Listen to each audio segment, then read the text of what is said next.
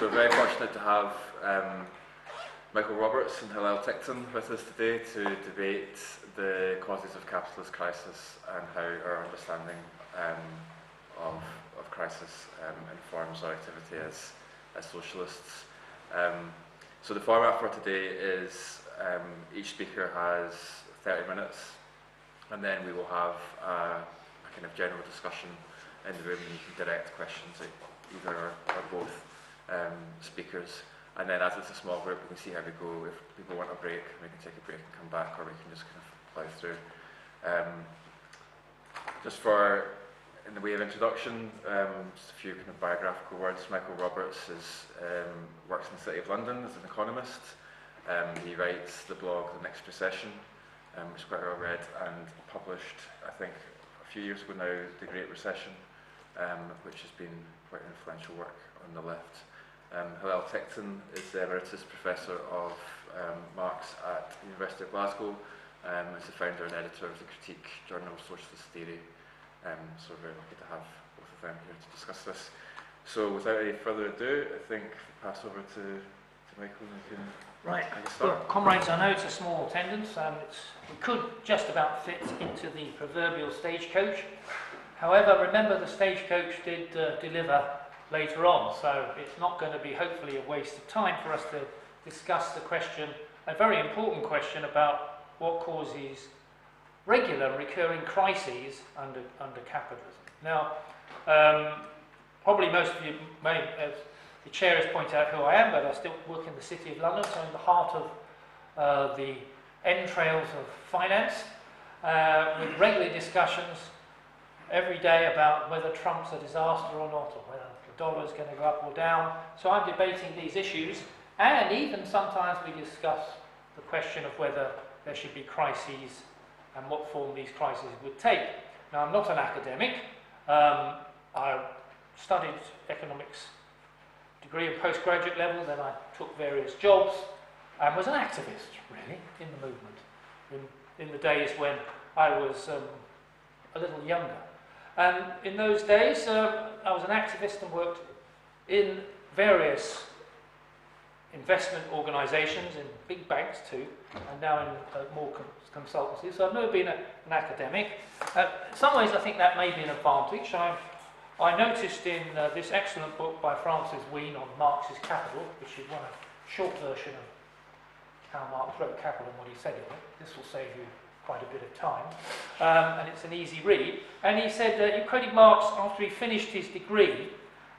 He said he thought he'd becoming an academic, but he decided against it because who would want to have to talk always with intellectual skunks, with people who study only for the purpose of finding new dead ends in every corner of the world? That may be a little unfair on the Marxists, the small number of Marxist academics we have, but those of us like Hillel who've worked in academia will no doubt concur with Marx's comment when looking at the rest of the people in the university. So I think there's a certain advantage in having been, as it were, working in the entrails of finance. There are disadvantages in that, although you maybe have mammon, you don't also have to put the hours in. And so that could be the other side of the coin.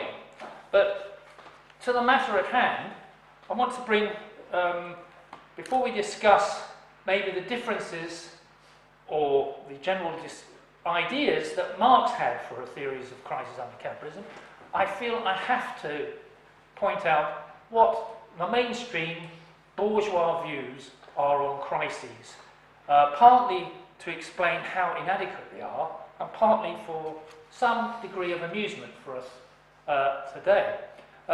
Niels Bohr, who was a famous physicist, once said that, it's a general quote, predictions can be very difficult, especially if it's about the future.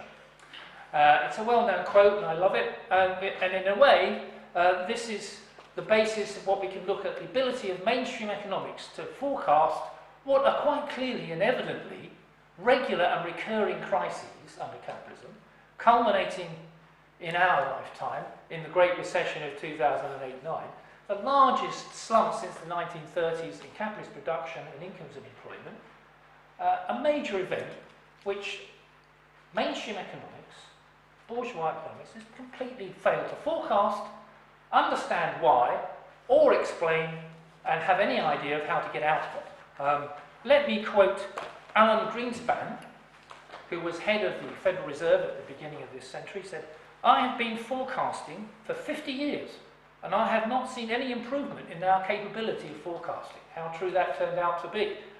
The key economic advisor to Obama said, "Economists cannot predict recessions and economic discontinuities because they are inherently unpredictable. It's impossible to see the shocks coming." This is the level of mainstream economics.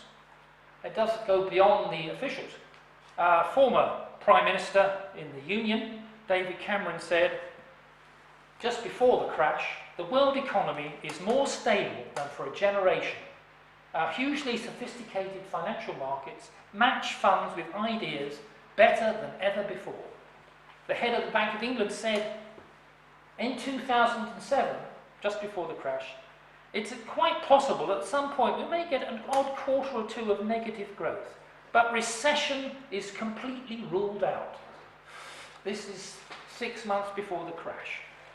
Donald Luskin, a leading advisor in the American government at the time, anyone who says, this is in 2008, anyone who says we're in a recession or heading into one, especially the worst one since the Great Depression, is making up his own private definition of recession. Well, it became public later on.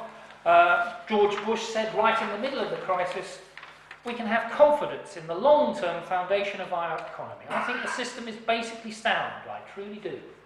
And his successor, John McCain, as candidate, said, "The fundamentals of America's economy are strong." This is in 2008, just before losing the election to Obama, and then we had the financial crash. After the crash, only 12 months after, Greenspan said to the Congress, "I'm in a state of shocked disbelief. In other words, my view of the world, my ideology was not right. It was not working. Absolutely. Precisely, I'm shocked because I've been going on for 40 years or more about the evidence that it was working well." So for Greenspan, what happened was a chance in 1,100.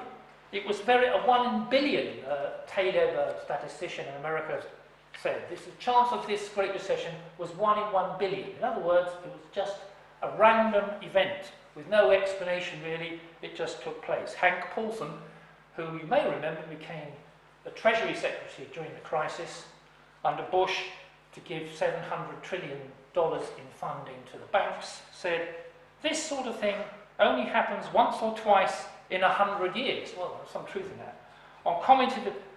One economist commented, "The chance explanation of the crisis, what's the difference between once or twice? $7 trillion in losses," said that economist, which is very true. There was a big difference between every time that does happen. So the idea that mainstream economics was expecting this or understood why it was happening is clearly wrong. Ben Bernanke, who then became the head of the Fed, said in 2002, when referring to the great economist Milton Friedman, who was his mentor, "You are right, the US had a Great Depression, but thanks to you, Milton, we won't do again in 2002.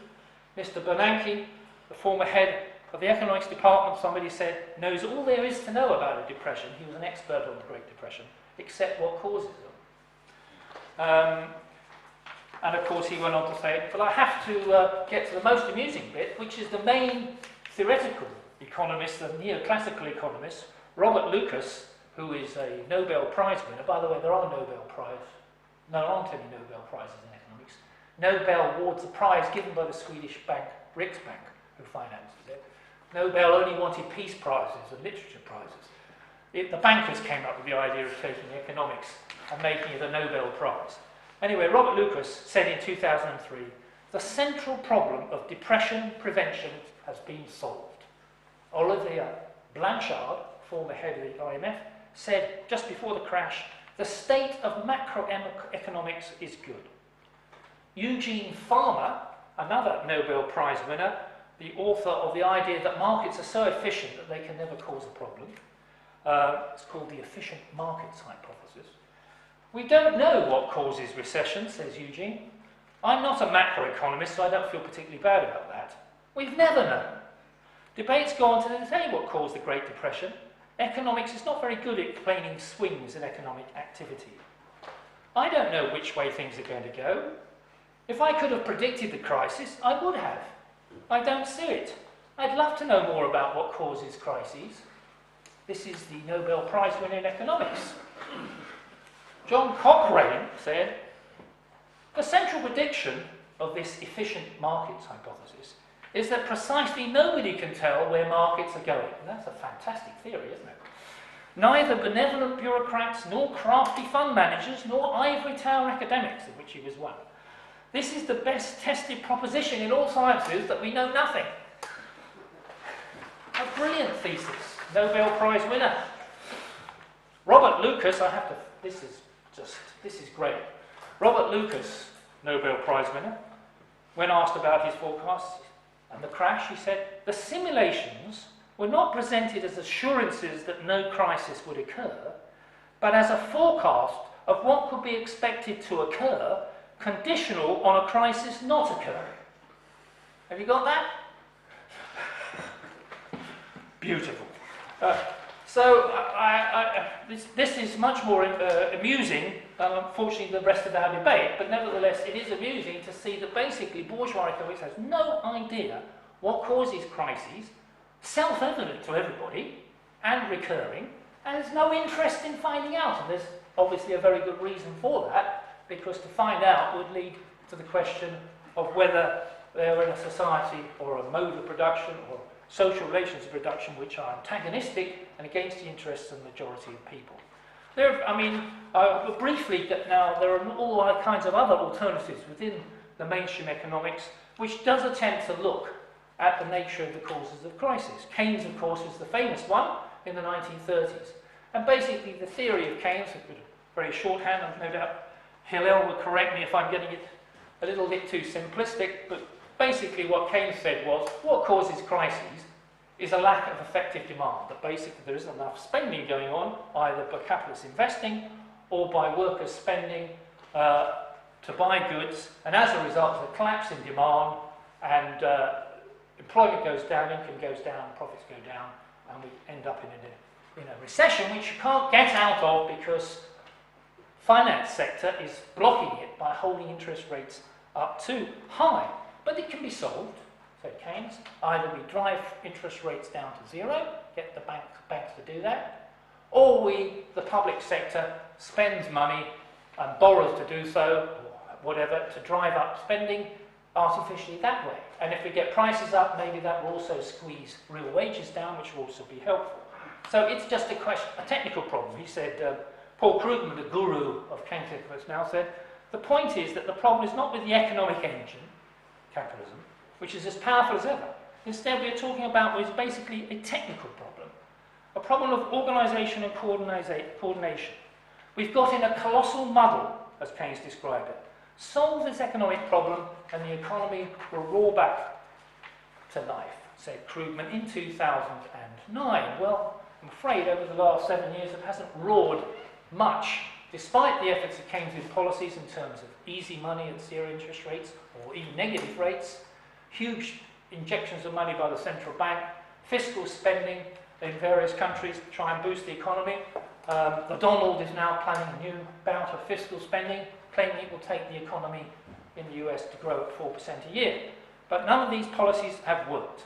So we come to what did Marx say about the nature of capitalist crisis. Now, this is somewhat of a debate amongst Marxist economists. Some people say that Marx doesn't have a theory of crisis, because he never completed all his works, he never clarified them. A lot of the notes had to be put together by Engels and others into the 3 or 4 volumes of Capital, and it's difficult. There is no coherent theory of crisis in Marx's works. I don't agree with that. I think we can discern such a coherent theory of crisis, but there are interpretations of what that theory of crisis is. In my view, it's that, and I will quote here from Marx, it said that overproduction, he said that overproduction is the nature of the crisis. People no longer buy the goods, capitalists want to sell and they can't buy it. That's the slump. How do we get to that point is the issue of debate. There are three alternative explanations provided within Marx's works, and Marxist economists, various, take one or the other. One is similar to the Keynesian position, is that the cause of economic crises is that capitalism expands and accumulates and develops investment goods, and it holds down workers' wages, so workers cannot buy all the goods that capitalists produce. There's an inherent process of underconsumption in capitalism, and this leads at a certain point to a crash and a slump. Similar version, out the other side of the coin of that, is that there's a disproportion between the expansion under capitalism, producing goods, factories, machinery, and the end user, the working class, the goods that they require, consumer goods. So there's a disproportion between capitalist goods and consumer goods. And it's an anarchy of production. It's not controlled, managed, and not in the interests of the people, and it's out of control because capitalists are competing against each other. So there's an anarchy in production, a disproportion, and this at certain points causes a crash. Now, both of those have a certain element of truth, but they don't really tell us why a crisis takes place at this time, or why it should take place at all. It just says that there is a disproportion between workers' ability to buy, or there's a disproportion between capitalist expansion and the realization of that in profits and money. I think the only way that we can really understand the process of production and the reason for crisis under capitalism is to look at one of Marx's basic discovery and analysis of the nature of capitalist production. Capitalist production is not to produce things that people need, consumer goods or capitalist goods even for the capitalists. It is to make profit. It's a money-making mode of production. Money is invested in people to work in machinery and mechanization for them to use, and raw materials to produce something that people will buy for money to make a profit. So it's money to make more money. It's a money-making proposition. For bankers, they don't even care about the production. They just give you the money and they expect the interest. It's money to money. The whole process is simple for them. But the majority of capitalist production is about putting workers to work and exploiting them with machinery and other things to produce more money. Not necessarily what not the majority need anyway. It is to create more money. So the essence of it is making profit. And therefore, crises under capitalism only take place if that profit is not realized and not delivered over a process of time. And Marx says we can see an inherent contradiction in the capitalist process of production between the drive to increase the productivity of labour and produce more goods and the ability to get more profit out of it. He said there was a tendency for this profitability of investment, of capital, to fall over a period of time. Why? Because only labour creates the value of this profit, and in the process of increasing and competing with each other, capitalists are forced to mechanise, which is their dynamic process of taking productivity of labour forward, but as they mechanise, they increase the costs of their machinery, their equipment, raw materials, relative to the amount they spend on labour. So there is a period of tendency for the profitability to fall because labour's share in creating value is falling relative to the costs that the capitalists are having to invest in competition. This tendency can be counteracted by many factors. We can exploit the workers more. We can find machinery which is even cheaper than we had before, so we can keep the costs down. These are two major ways. We can export abroad if the profitability is not good at home. We can speculate in the financial market if the profitability in the productive sector is poor. There's many ways in which this can be counteracted for a period of time. But the tendency is too great and will overcome the counter-tendency, which is why Marx poses dialectically like that. Tendency is the dominant thing. The counter-tendencies, which I've just described briefly, can alleviate that, curb it, hold it back for a period of time, but they will inevitably, the process of the tendency of the rate of profit to fall will be delivered in a fall in the rate of profit.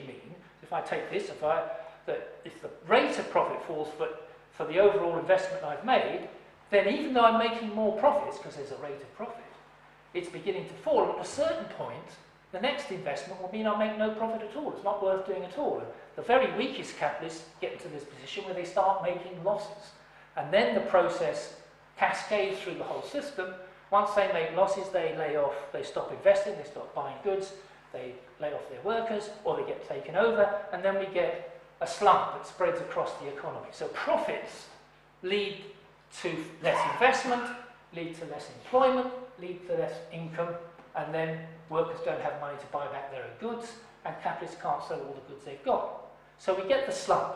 A slump is when workers can't buy anything because they're unemployed, or they've had their wages reduced, and capitalists can't sell what they've got because they've got too much compared to what can be bought. That has happened through the process of this law of the tendency of rates of profit to fall. Now, that has a very important, that particular explanation of crisis has a very important thing, because it's saying to us that it's not a technical problem, as Keynes said, or Krugman said, that just requires us to spend more money through government or to cut interest rates. It's an inherent contradiction in capitalism that cannot be resolved except by a slump. You have a slump, it reduces the investment in workers, a lot of machinery is written off, dead capital. Don't have to tell you about the traditional industries of Glasgow. They've been wiped out as a process of a series of slumps over several years, and you have a reorganisation of capital with a higher rate of profit, but with perhaps new forms of capital being taken up with new technology, and then the process starts again. Or as Marx described it, the whole crap starts again. So you're up again for a period of time, could be a generation, interspersed with little crises and so on. Now, in my book, The Long Depression, I suggest there's a difference in some of these booms and slumps between a recession, like we have a normal period of booms and slumps every 8 to 10 years in modern capitalism now, and a depression, which are much more serious situations, which only happen every so often. And in the book I argue there's only been 3 times. The late 19th century, where we had what was called a long depression at the time, went on with booms in it and slumps in it, from about 1873 up until the 1890s in most of the major economies to different degrees. And of course the Great Depression from 1929 to the Second World War, which called the Great Depression a huge depression in most of the major capitalist economies, in all of them in fact, a mild recovery and then a further depression, only war entering that. I think the period we've had since 2008 is a similar one. It's a long depression. We're in a period where the rate of profit has been lowered quite a lot. We've had a huge slump. It got profits back up again, and profitably up in some countries, but according to my measures, most countries' profitability of capital is still below where it was in 2007, and in many cases where it was below at the end of the 1990s, after the high-tech revolution came to end in industry. So profitability is still low. This slump, which was huge, hasn't created a sufficient rise in profitability. We have loads of what are called zombie companies that just make enough profit to pay the interest on the debt that they've borrowed over the previous years. And so these companies are zombies. They don't invest, they don't introduce new technology. So when we look at the big companies like Apple and Google making huge profits and stashing them up and all the rest of it, that's a tiny minority of the overall capitalist economic sector. And it's not surprising that the very smallest ones are the ones that have had, as it were, given some political support to the opposition to Wall Street and to the City of London and the big capital. A split has developed because there's this layer of smaller companies that are going nowhere because poverty remains low. There still needs to be, as some capitalist economists have argued, a cleansing out of the system to get rid of these small companies to create new conditions for a higher level of profitability, more concentration of capital in the better sectors of the world economy. So, in my book I'm saying that we're in this third long depression that we haven't seen in the history of capitalism over the past 150 years, and that this third one will not really be ended until we have a further cleansing out, probably another slump before the end of this decade, before 2020, to create the conditions for increased profitability and therefore to allow the whole crap to start again, perhaps for a more healthy period, maybe 10, 15 years, if that takes place. Now, yeah, so that's the cause of, well, where's the workers in all this, you might say? Well, I think that this is an interesting discussion, which no doubt we'll get into. That I like to look at the objective situation first, and say to ourselves, what's going on in the world capitalist economy? What's going on with the capitalist mode of production? Is it healthy? Is it in difficulty? What form of difficulty does it take? My book tries to describe that. And I think in order to understand that, health of capitalism depends on the profitability of capital. It's a very simple statement. That's health.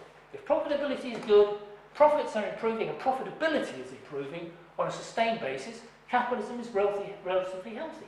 That was certainly the case in the period from about 1946-48 to 64, the so-called golden age, when I left school and go to college. When we went to college back in those days, full employment, relatively. I went to college and it was no fees, grants, no other costs to worry about. When we finished our courses, we didn't think about getting a job. There's plenty of jobs.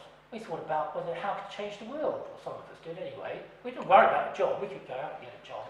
I got a job, or any old job in my case. Other people who were interested in jobs weren't interested in going into banks.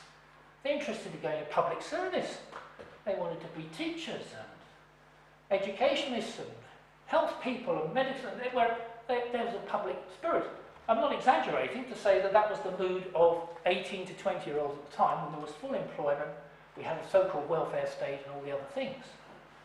That was such a small period in the history of capitalism, over in a generation from that period on. But that period was when profitability of capital in all the major economies was massively high after the Second World War. Since then, there's been a secular decline in the rate of profit. And I see now that we're now at low levels for the level of profitability.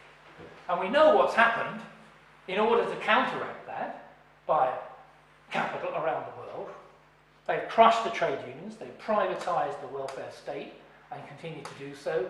They deregulated the banks, they expanded the export of capital to globalise and exploit the rest of the world. They made lots of things to try and turn that rate of profit around, particularly from the period of the early 1980s up to the end of the 20th century, that period, that gap. Where profitability was at an all-time low in 1982 in most countries, and then we see a rise in the profitability. Relatively small, I haven't got the diagrams to show you, but relatively small, but a recovery. From about the end of the 20th century to now, that profitability has now stagnated and in many countries has fallen. With the Great Recession, has taken another hit down. We're in a very bad period for capitalism. It's not healthy. It's not recovering well. It needs some more cleansing if it's to get going. In that situation, a period from the 80s to 2000, the working class took a hit after hit after hit in the advanced countries, and in the so-called emerging economies, struggle, they exploited at a tremendous level, and many of them came into the world capitalist economy for the first time, and we've seen a rise. It's worth remembering that some people say, no, the working class is dead. I said, well, actually, the working class has never been larger. Globally, it's never been larger. In countries like India, China, Indonesia, parts of Brazil, so on, massive increase in the urban proletariat. Now, the world is more urban than it ever used to be, more proletarian than it ever used to be. It may not be so much in the advanced countries in the industrial sense. Of course, there's still workers don't have to work in industry to be workers, but that's the change that we've seen in this period of the last 30 years. But in the major economies, the working class has been crushed in its powers of organisation. So we haven't seen a reaction against this situation. Capitalism is unhealthy, the working class has not been able to react to that in many effective ways. We see what has happened politically as a result, with people diverted in other directions towards trying to solve this problem. Yes, the class struggle, it doesn't disappear.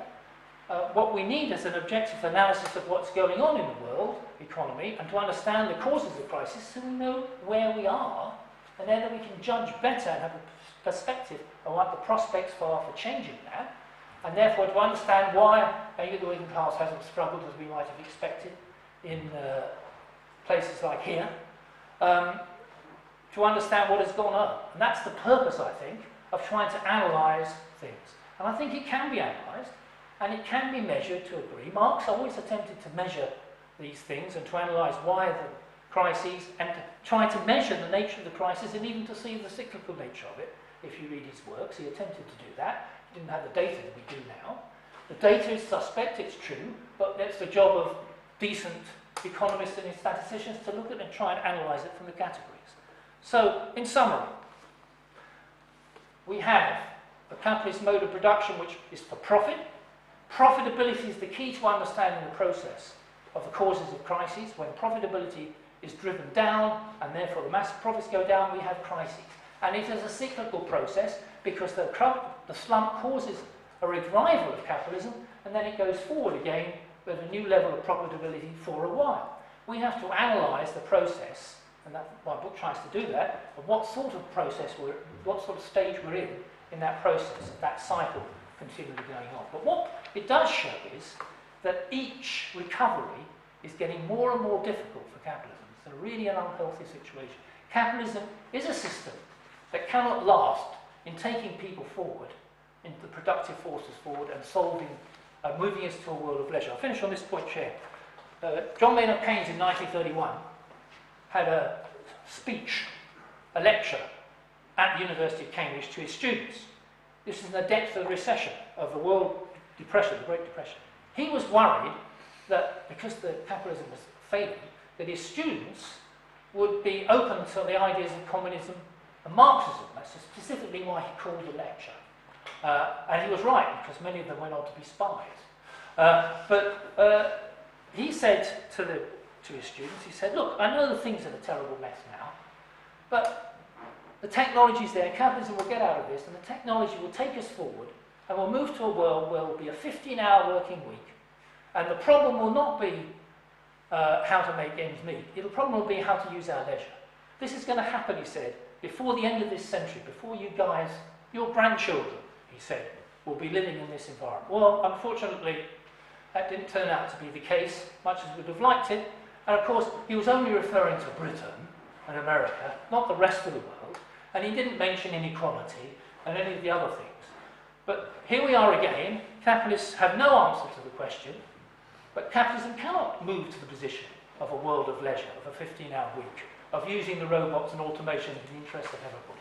Robots and automation will be used in the interest of capital to try and drive up profitability, although it's a contradiction, and they will also create the conditions for a further struggle ahead for the working class against the control of capital. Well, general underpinnings, of course, I agree with Michael. But the overall result is somewhat different. We agree on the three Great Depressions, absolutely. But his criticism of bourgeois economics could be extended to Marxists, effectively. Bourgeois economics in general takes the view that it can't say anything about the crises, inflation, anything social. It consciously does that when you, in undergraduate classes, that's what a lecturer will say. So, in a sense, it can't be blamed because it doesn't claim to know anything or be able to predict anything because it really doesn't know anything. And it's hard, therefore, to actually criticize them because they don't say anything, really. In the end, they're useless. When the Queen the Queen asked them, they had no answer either. It's true, they know nothing. It is completely useless as a subject. It is effectively pure ideology. Yeah. So we agree. However, if we turn to the Marxists, the history of Marxist prediction on crises in this country is almost as bad, I have to say, or the world.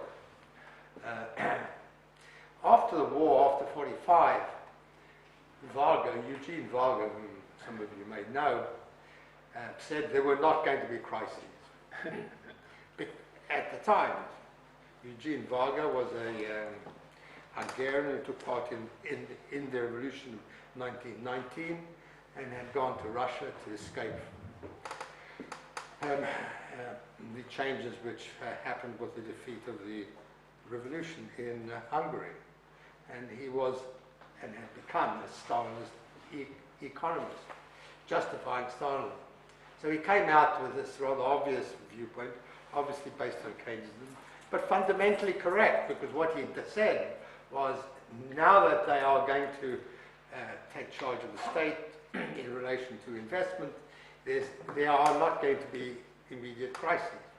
Well, he generalized it in more or less forever, I think. So in that respect, he was wrong. But in the immediate future, he was correct. Stalin duly dealt with him. That became the line among the communist parties, effectively. But it wasn't only the communist parties, because the left, that's to say Trotsky's left, because there is no other left, after the war was expecting a crisis. And it didn't happen. The WRP, of course, remained clear that it was going to be a crisis to the end, and they were expecting it any day. The day never came, of course, as long as it existed. But if you then look at Mandel and Tony Cliff, the SWP and the IMG here, their line, when no crisis came, was to adapt to it and say, there will be no crisis. That was their line, no crisis. It was simply, the revolution would happen simply because the working class was discontented. And that was basically what they were saying. So that was the beginning and end of it. And people might remember in 2007 or 6 or 7, I suppose, Chris Harman was saying there wouldn't be a crisis. So the left organizations, at least, failed completely in this respect. Their general analysis of the political economy was limited, one can say.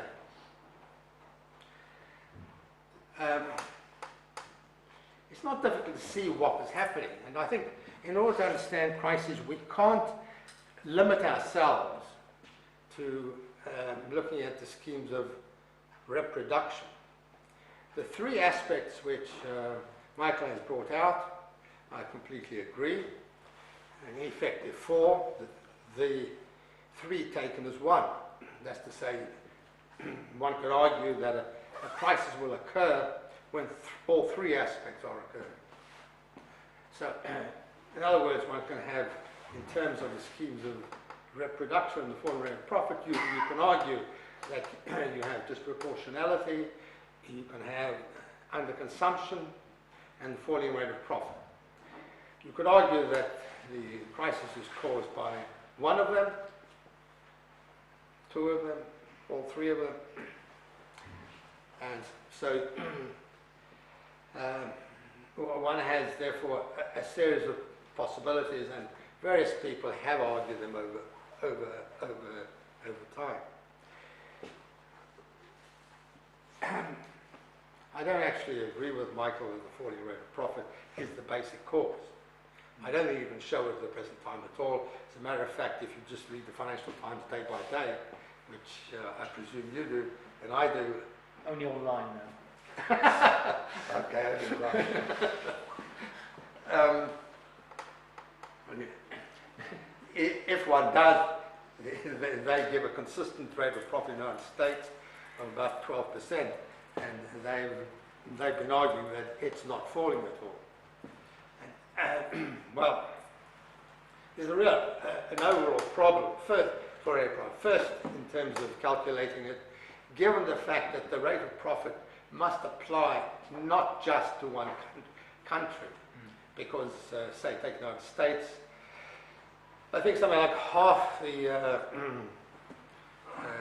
companies, the US Stock Exchange, have overseas earnings. Yeah. The consequence is that you'd be looking at the whole world, you're looking at the falling rate of profit today. I think that is true in any case. We are globalized today, so it's not possible to argue it in any other form. That is extremely difficult then, to argue in terms of a proper rate of profit, in factual terms. Secondly, you have a problem that the profits can often be hidden in various havens, which you all know about hundreds of times over. So the actual calculation, I think, is a waste of time. It's just not possible to do that and prove it. That doesn't say that it may not exist. In theoretical terms, the foreign rate of profit must apply over time. If you simply go through it, over a long period of time, it must be true that the number of workers, or the quantity of value, let's say associated with labour time, must go down, ultimately to the point of zero or near zero. But what happens in 20 or 40 years is not clear. And I wasn't altogether clear what Michael was actually saying about that. Because what there are is a number of variables which you can't predict as to what's exactly going to happen, like the ones he was talking about. Wages and productivity and the effect of productivity on the means of production. You can't actually predict exactly how it's going to shape at any one time. So it doesn't seem to me that one can simply argue that in those terms. However, there's no question that crises have occurred, and there have been three major crises which you refer to. But it seems to me we can't understand that simply in technical terms. The long depression of 1873 to roughly 1893 took place at a time when Marx was alive, and it's clear that he was influenced by it. And what is also clear about it is that exactly this period we have imperialism, if we follow Lenin. This is the date when we have imperialism. This is a time when Cecil Rhodes says either we have imperialism or we have civil war. So the rate of profit is effectively raised externally, the export of capital. And the downturn comes to an end. In the next period, we have the First World War and the Second World War, and then a long period of Cold War. It's not difficult to argue that those were the basic reasons why you had or didn't have a downturn. In other words, what has been crucial to maintaining capitalism without a crisis has been imperialism and World War. What goes with that is the nature of the political economy of capitalism itself. You can't talk about capitalism as if there is no politics at all, or as if there's no class struggle in which one side or other is getting, where the working class is either being repressed or concessions are being made to it. You can't talk of capitalism without looking at its decline and without looking at the political economic structure which has been erected. In other words, firstly, a crisis itself doesn't just come to an end. Historically, before 1870, you would have a crash in which the old capital would be partially wiped out. The period which Schumpeter made famous by talking of creative destruction, the idea which he got from Marx. That was absolutely essential to the crisis coming to an end. We can't have that today, and it wasn't an accident that we didn't have it. You can talk about it in various ways, but that's what took place, but it didn't. There was various aspects of restructuring, but the kind of devastation which used to take place in the 19th century before 1870 didn't take place. You had clearly in the Great Depression of 1929, you did. The United States Stock Exchange went down to 10% of what it was by 1933. But then you had a president who began to reverse things. And they didn't get out of it until the World War. The World War performed the function of destruction. But today we haven't had that destruction. It's hard to talk about it. And of course, the reason is they dare not do it. They couldn't do it from 1870s onward. After all, in this country, Disraeli consciously conceded to the skilled working class, gave the vote and built houses. The capitalist class has understood that it must find a way of existing with the working class and not one of permanent revolt. And if it was simply to go for mass unemployment on the scale of the Great Depression, 29 to 33, or in Germany where it had 6 million unemployed, it wouldn't survive. Or if it did survive, the only way it could do it is by using guns and mass imprisonment. So that isn't the road that it can take, and it's not taking it. And we haven't had that kind of mass destruction and mass unemployment at the present time. And as even in the Great Depression, they tried to reduce it. And they never got out of the Great Depression except through the World War. So effectively what we're talking about is a long period from the 1870s onwards of imperialism and war. But peculiarly for this whole period, we don't have a Cold War. And I don't think it's an accident that the Prime Minister of Britain wants to increase arms expenditure. It's been the traditional demand of conservative parties all throughout, although limited.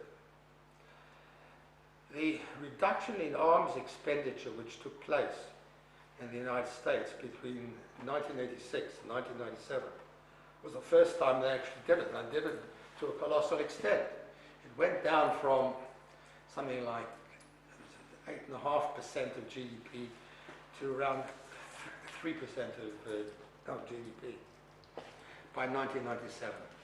It began to be slightly increased by Clinton, but they're nowhere near where they were before in 1986, and obviously not what they were in the 1950s. So, or the 60s. So, what you've had, therefore,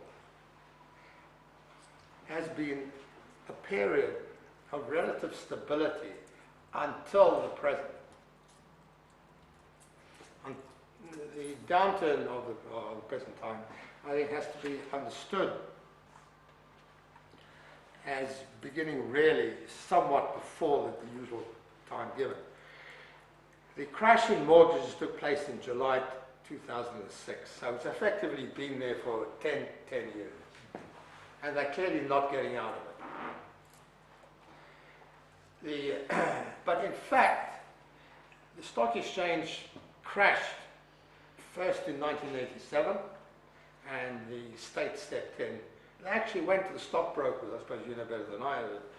Well, from what I gather, stockbrokers in the United States, speaking to them, or one of them, the state actually went to the stock exchange and said, we stand behind you, buy, which they did. And it didn't crash. The crash stopped, the downturn went on in 89. Until 93.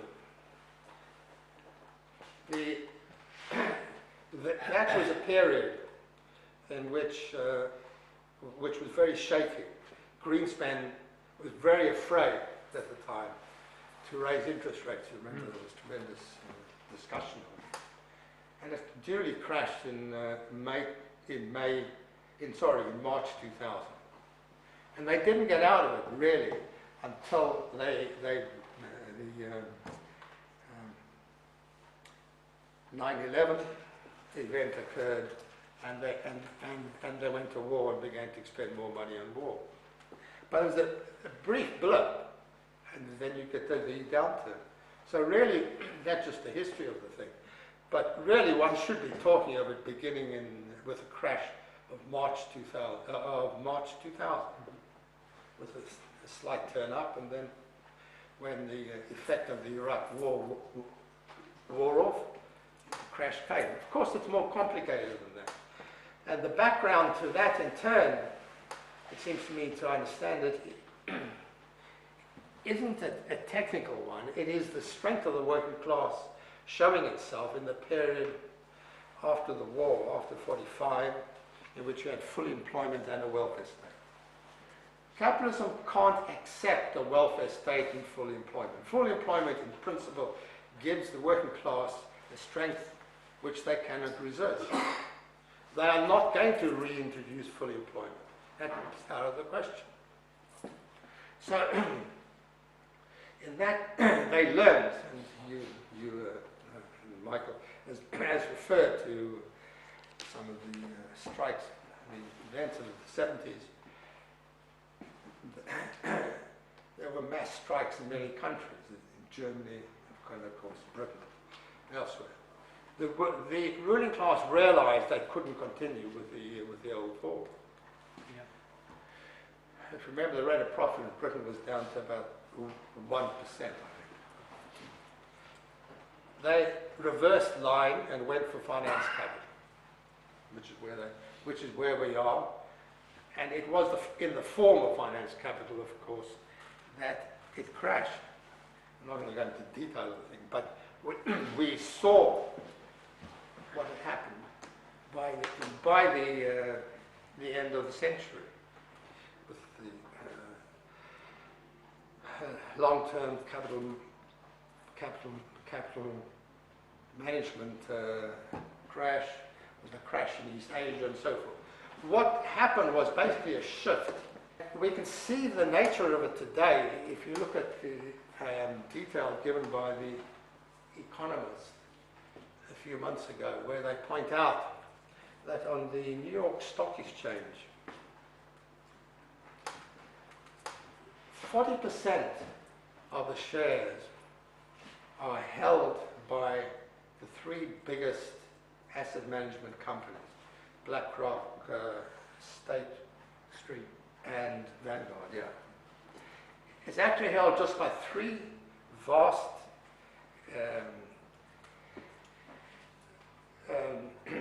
finance capitalist institutions in the United States, and that 40% holds 80% of the wealth.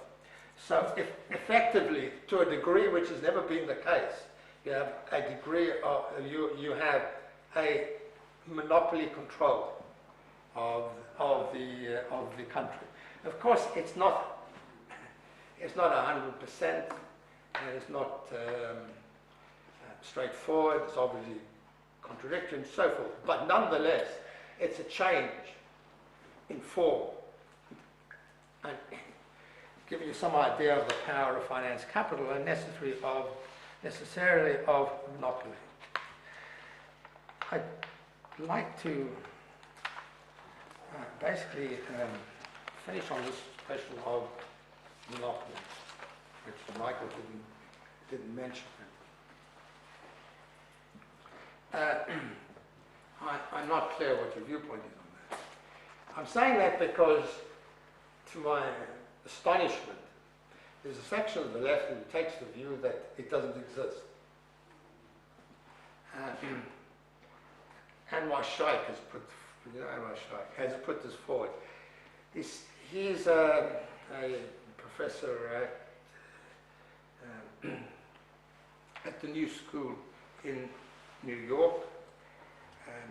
He belonged to before the National at one time. I don't know if he does now. No. Anyway, he's put forward the view that monopoly doesn't exist, basically. Now, that today is the bourgeois economic viewpoint. And I couldn't understand it, I have to say, where it came from, why it suddenly emerged. When I was in university, there were textbooks on monopoly. But Paul Krugman explained it in one of his articles in the New York Times, where he said it came from Milton Friedman, who somehow managed to argue that one could drop the concept, which they've done. Now, the point about monopoly, if you define it not as just one firm, but a number of firms who reduce their level of competition, one or more firms who reduce the level of competition. The point of it is that they're able to control their production. Now, this is different from what Marx actually wrote. Marx, in Capital, is arguing, which was the classic line, effectively, that you have a large number of, a considerable number of competitors, and they're competing in terms of their productivity. So they are developing new ways of producing the product, which are superior and cheaper to produce. And the one that does it best tends to win for a number. You can make it more sophisticated if you want. But that's basically what Marx was arguing, because that was what was being argued at the time. That is patently not true. You could hardly argue that was true of Rolls-Royce, one of Britain's biggest firms. In fact, I don't think Rolls-Royce got any competitor in Britain. It does in the United States.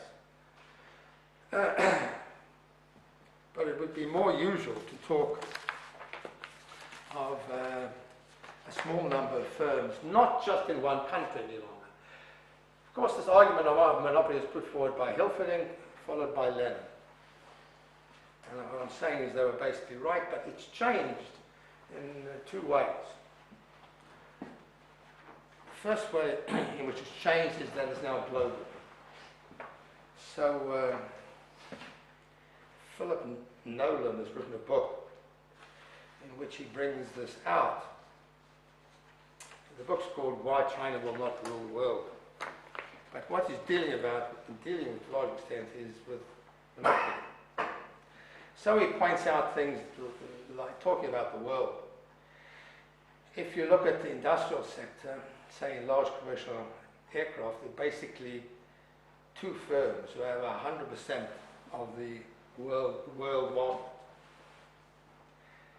There are 10 car firms in the who control 77% of the world market. In heavy and medium duty trucks, 5 firms control 100%, etc. You can just go through the different firms. If you look even at soft drinks, there are 5 firms who have over 50% of the world market. It's true in general that we have global monopoly today, not just national monopolies, but global monopoly. Okay, well, the point is that they can control production. If you can control production, let's say you can decide how much you're going to produce over a period of time. If you can do that, you're not going to overproduce. What happens is a gap between what you could produce and what you are producing, which is what has actually happened. What's actually happened is that, as opposed to enormous levels of cars outside Arnold Clark, as it were, what you have is the potential to produce very many more cars. But not doing so because they know they won't sell. They first discover how many they're likely to sell and make to that but it means that the potential production is very much greater than that. Now that changes, of course, the possibility of overproduction. What it means, and what goes with that, is that, of course, there isn't any question of creative destruction here, because there is no destruction possible. They continue to have their firms as they were.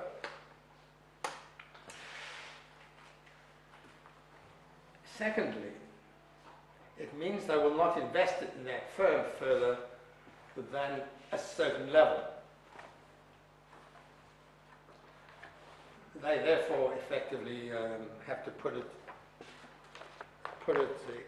in the bank or find somewhere else to actually invest it. But if that's generally true of the economy, then the best place they can do is put it in the bank. And that is exactly what has happened.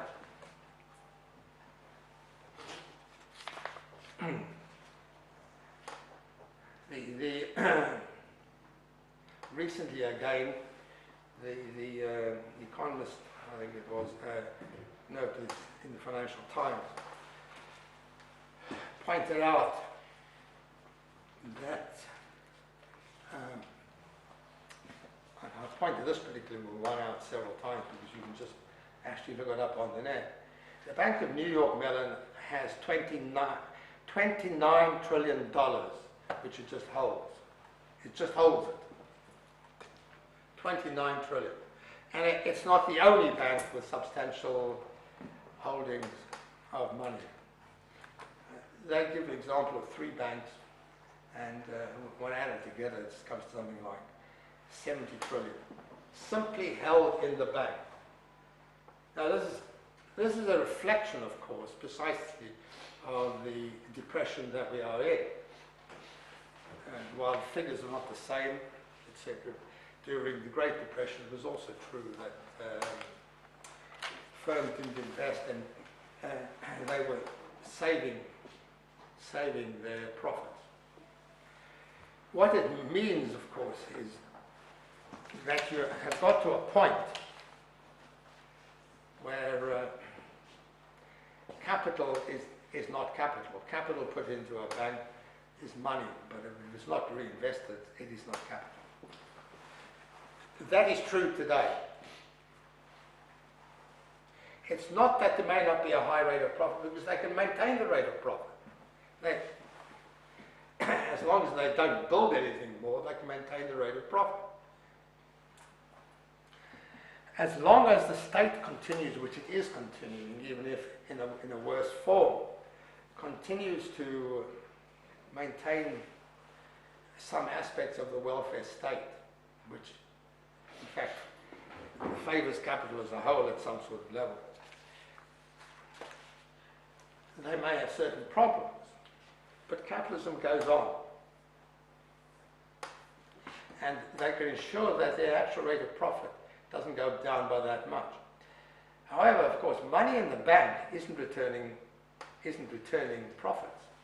And today, not only would the rate of interest be low, in a number of these banks it's actually negative. So in terms of their actual monetary holdings, their profits are going down. That's clearly true, because if you look at their total assets, their profits are going down. If you look at the actual investments, they're not going down. That's what I get from looking at the statistics. So I think the point I'm getting to, though I can't actually get to the end of it, is it's simple, and it is this. There is no end to this. There is no solution for capitalism. Capitalism, as it were, has reached a point where it has nowhere to turn. It will continue like this. There is no way out of where we are. What are they going to do? The logic of where they are is they can, of course, invest. They can let the world economy go to full employment. But they dare not do that. They don't want that. They're scared to do that. And they're quite rightly scared to do it, and they know it. So they're not going to do it. So if they're not going to do it, how are they going to get out of where they are? There is no way that they can get out of it. They're stuck where they are, and it will continue to muddle the way it's muddling now. And Trump is simply one example, which obviously the comparison with the 30s has some relevance, although he's clearly not a fashion. But we can expect further change, possibly worse.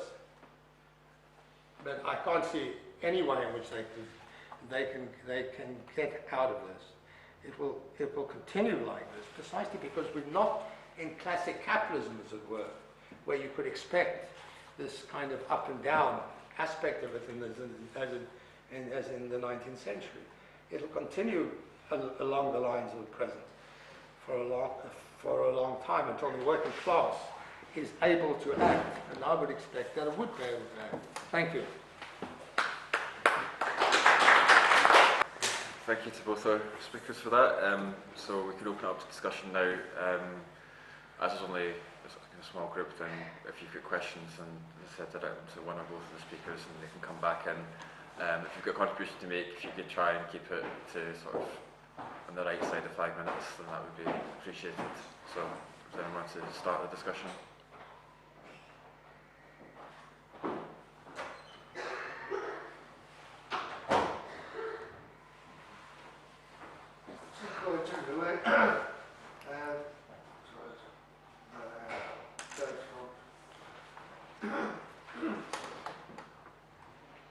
The overall context of it, what the society versus really contradiction between the fossil property and the wasted property. That's the basic context. Now, I'm just wondering how that fits in with your theory of preferability or whatever, right? Because clearly the forces of reduction are way beyond capital now. The social relations are a major contradiction with it, you know. The other question that to me is debt is right out. No one's mentioned debt. No, it's absolutely endemic that finance capital reduces debt rather than profit. Why?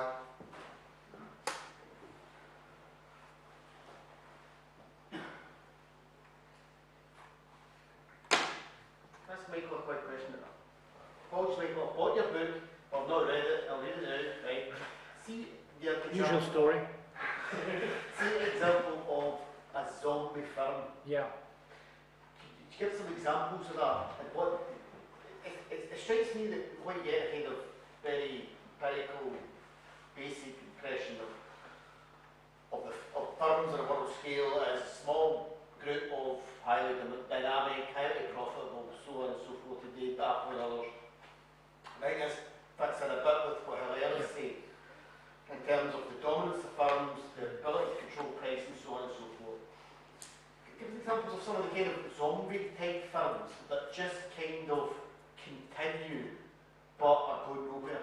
Yeah, well, I think it's a very good question, and it's related also to Conrad's previous question on debt, because we've seen a tremendous expansion of debt and corporate debt, not just, everybody talks about the debt the governments have got and how we've got to deal with this crisis and the government debt. But corporate debt has risen dramatically in the last 30, 35 years in the major economies. And that process has been, in my view, partly because these companies are no longer struggling to get their profits up. They can't raise enough profits to reinvest using their own earnings.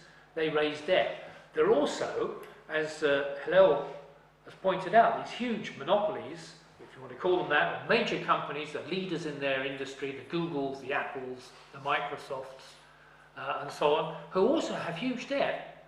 But they've done that for other reasons. They've done that because they use that, they don't want to spend their cash, partly because in the case of Americans, they've got it abroad where they're avoiding tax, and partly because the debt costs are so low, they can use that to buy back their own shares and pay dividends to their shareholders, drive their share price up, which means they can then borrow more. It's like a perpetual circle. But the zombie companies are the ones that are struggling to make any sort of profit. So you have an increased concentration, as Hillel pointed out, between the big companies and the myriads of smaller and medium-sized companies which try to make a profit in the system. And they're obviously, if they're in an industry where they've got one big monopoly company, then they're in trouble, because they're being squeezed, their market share is being squeezed. But also the general growth in spending and the possibility that they've got are limited. So they're not making much profit, they're having to borrow, or they've borrowed in the past, and so even low interest rates are hardly manageable in terms of paying. So occasionally, even in the environment we have now, we see companies going to, well, I can think particularly in industries where the competition is fierce, and also where there isn't much of an expansion. It's more a traditional industry. If you take the UK, classic example would be something like Debenhams, or in the retail sector. A weaker member of the retail, it's not gone yet, but it's a zombie company, really. What was the one that just went recently before that? BHS. Yeah, BHS. Now we know that it was ripped by its so-called owner for millions, but it wasn't able to survive in that environment and it had huge debts. There are lots of others where there's such a big debt or a pension fund liability which is impossible to meet, and therefore they're in a position where they're trying to be sold off for £1 or anything. This process. Now, so as Hillel's pointed out, in this environment at the moment, in this depression, we're not getting the process of a cleansing of the system. We can discuss whether that's permanent or not, but we're not getting a cleansing of the system. We're getting all these companies just struggling on in an environment where there doesn't seem to be an end to the process of their depression and no ability to get out of it. And the risk is going to be that if interest rates start rising, which they are now beginning to do so to a little bit, to an extent, and we can discuss why that is, but if that happens, if they went, say, a company that's on the zombie level is paying 3 or 4% interest, and that will be relatively low, and so it needs at least 3 or 4% profit after paying for everything else, just to cover its interest. If we go to 5 or 6, they're going to go bust. We're going to see a lot of companies hit the wall. In my view, this could well be the trigger for the next slump that we have before the end of this decade. So the relationship between the profitability of a whole layer of companies, the big companies have huge cash mountains, but I saw a figure which showed that big companies in America, all the cash mountains that we hear about in the press, I mean, Apple this week has 250 billion in the bank in cash. But these companies constitute less than 20% of all the capital assets of American companies. The rest of the companies don't have these cash assets, or no greater than they used to be. Everybody has a bit of cash. Yes, the banks are stashing up cash on behalf of their clients globally, but it's concentrated in these companies, really. But it's still a small proportion compared to the huge amount of assets which exist, and the whole layers of companies are not in that position. So the trigger for another slump would be the zombie pump companies hitting the wall. Where would you like to? Well, yeah, I would agree with Michael. I'll just make 2 points. One is, in terms of what I had been saying, I left out the second point I was going to make in relation to monopoly, and that is modern production. Modern production has become very clear if you look at it, is global. But now, when it's global, it includes a whole series of companies. That didn't used to be the case, but it is the case. And it isn't just in one country. So the idea of Britain simply leaving the EU just like that is kind of crazy. It can't do it. It's just physically impossible in terms of production. It just can't do it. Anyway, the point is you then have these large chains and networks over the world. They are dominated by the major companies. So it's, I think your outline is correct. So what it would mean is that in this chain you will have a number of smaller companies, or sometimes small companies, which are making whatever they are, and which could well be in the position of close to bankruptcy, which are just going on. They have the companies which are buying their goods, and they have the suppliers coming to them, and it's just going on. Because it's going on, the chain is there. The chain needs them, so it can go on doing it, and they can borrow money to go on for a time. Obviously, if they go under, it creates a problem with the chain as a whole, which gives them a degree of stability for a time, but it would only be for a time, obviously. The second point about debt is, I didn't mention it because it seemed to be fairly obvious. In terms of every crisis, if one reads Marx's third volume of Capital, there's a large number of pages on finance, debt, and debt, in fact. I think the point about it is that the crisis occurs in production, it occurs for capitalist and worker, and in order to continue without going into crisis, the capitalist borrows, the consumer borrows. So for a period of time, which can last quite a long time, you can have the system going on, although there's an inherent crisis underlying it. At some point, the debt can no longer be maintained, which is effectively what actually happened, which is why the crisis of whatever you want to call it, 2007, isn't a banking crisis, in fact. It's a crisis of the system, which is taking the form of a banking crisis. But all crises have been banking crises. Exactly. Do you still have a question? Yeah, so you said that the biggest three recessions have been in and around the time of war, like imperialism and the world wars. So I was wondering to what extent you thought that overpopulation was a predeterminant of economic crises, especially because in times of war, population decreases a lot, and I thought it's perhaps easier to control the economic environment. So, overpopulation. Yeah, it's a tricky question, Grace, there. Obviously, if we go way back, one of the classical economists, Malthus, argued that the reason we have crises is because there's too many people. As we know, Jonathan Swift's answer to that for Ireland was that the people with too many kids should eat them and reduce the population and also get some sustenance at the same time. As you realise, he was making a joke, a pretty nasty one, but nevertheless it was effectively making the point to Malthus and others that if capitalism, or if the only solution to capitalism is that we need to reduce the population, then it would be a fairly easy process to achieve. I think the point that Marx makes in Capital and elsewhere is that overpopulation is a relative concept. It's a concept to do with capitalism.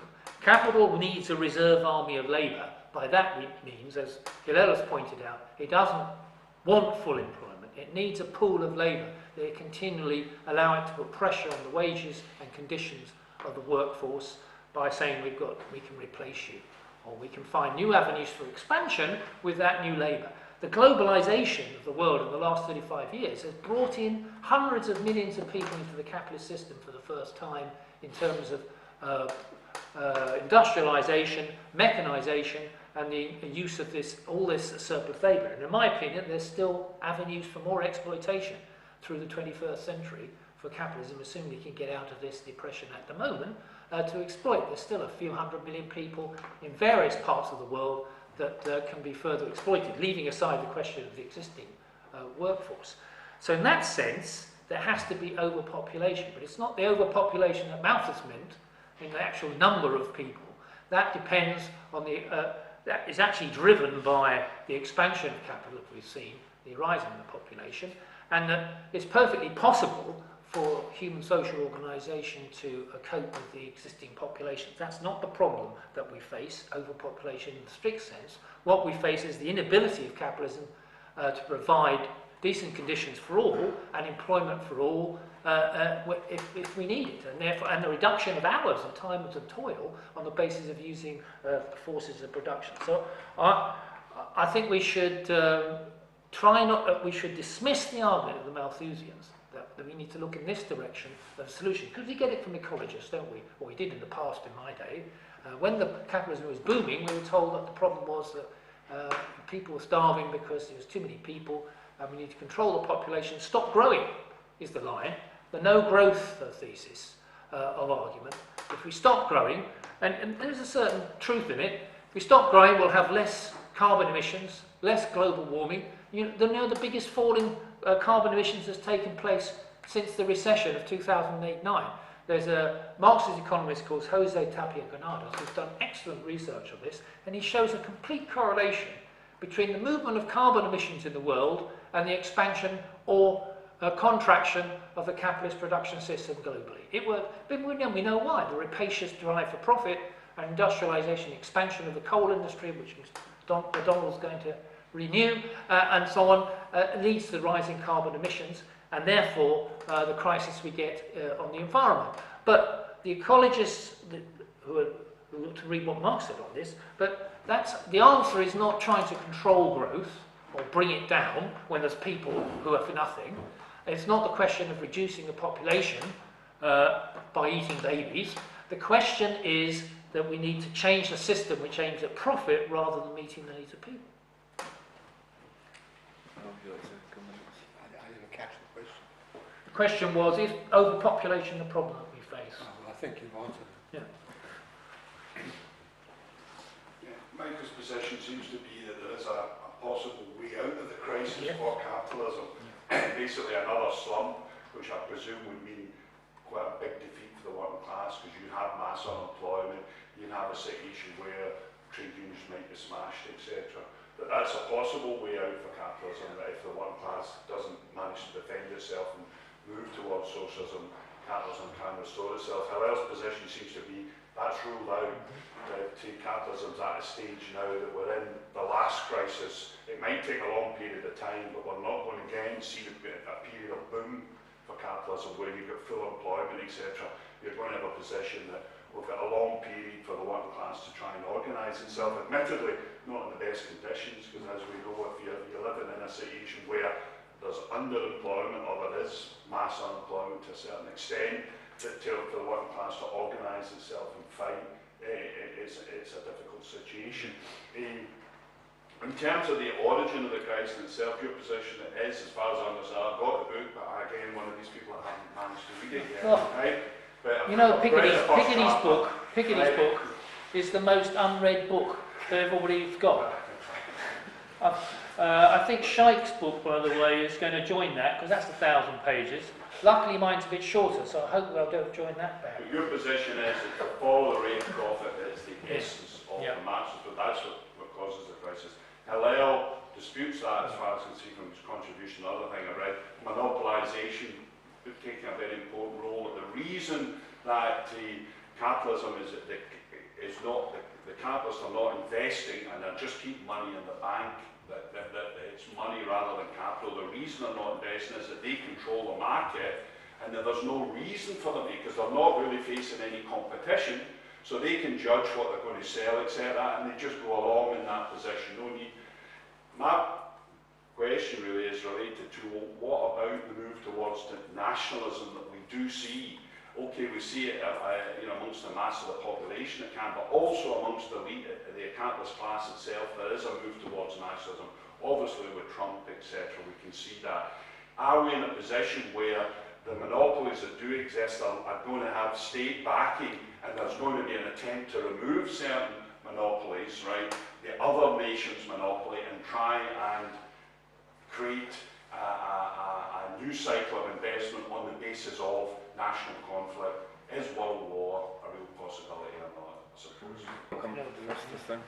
Okay. Yes, it's a logical question.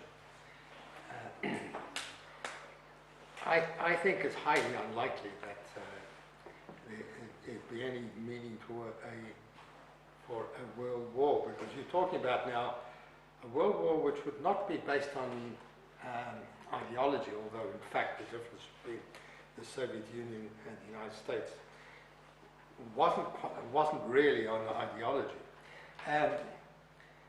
and there weren't the same differences as they officially proclaimed. However, I can't see the basis of the thing. I mentioned networks. That's the nature of capital today. Capital is international. It's a paradox that capital is highly international and the working class at the moment tends to be national rather than international. But although obviously we'd argue in terms of the inherently international basis of the working class, nonetheless, that is where we are. America does rule the world. It is the overall controller of the world economy. It's not doing it just as some sort of person who throws the dice on a monopoly board. The fact is, its companies are embedded throughout the world. These chains of production, manufacturing chains, largely relate to the United States, not entirely. Obviously, there are German firms, Japanese firms, Chinese firms, and so forth. But basically, those international chains are American. Mm-hmm. They can't easily just break them. If they break them, they break themselves. It doesn't make sense when you mentioned the computerized ones, effectively, like Google. Yeah. The last thing Google wants is to have a competitive Google. Yeah. It's highly unlikely that a large section of American capital is going to go along with this nationalist line. They clearly are not going along with it, except in form. You must have read the absurd example of Ford and Mexico, no? Yes. Yeah, well, Trump actually gave the example of how he'd been effective in getting Ford to move its plant from Mexico up to the United States. In fact, what happened was that Ford was going to put up a plant and spend $1.6 billion on this plant in Mexico to produce Ford Focus. But it decided that demand for Ford Focus had gone down so much it wasn't worthwhile doing it. But they announced that Trump had convinced them that they should not invest in Mexico. So they weren't. Instead, they said they were putting $700 million into some plant in the United States, which it turns out they were going to do anyway. Yeah. Now, the same has been true of a number of other companies where they make up stories, effectively. So far, that's been the case. It's very hard to see how they are going to simply give up their role. In fact, they can't give up their role because it would be worse for them, but it would be worse for capitalism as a whole, as far as they're concerned. Because what they then be doing is clearing out of the system in other countries, which would tend to weaken the capitalist class in other countries, obviously. And the system itself is working as a global system, not as a nationally divided system.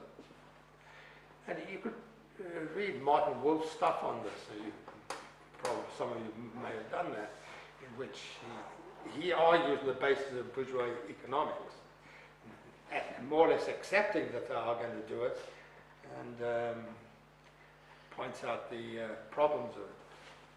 The problem with his argument is that it's based on comparative advantage, which in fact is not a correct description, obviously, of the nature of what exists or what could exist under capitalism. However, the point is that the capitalist class in general is opposed to what Trump is talking about. It might go along with bits and pieces of it, but it's unlikely to go very far with it. It would be a kind of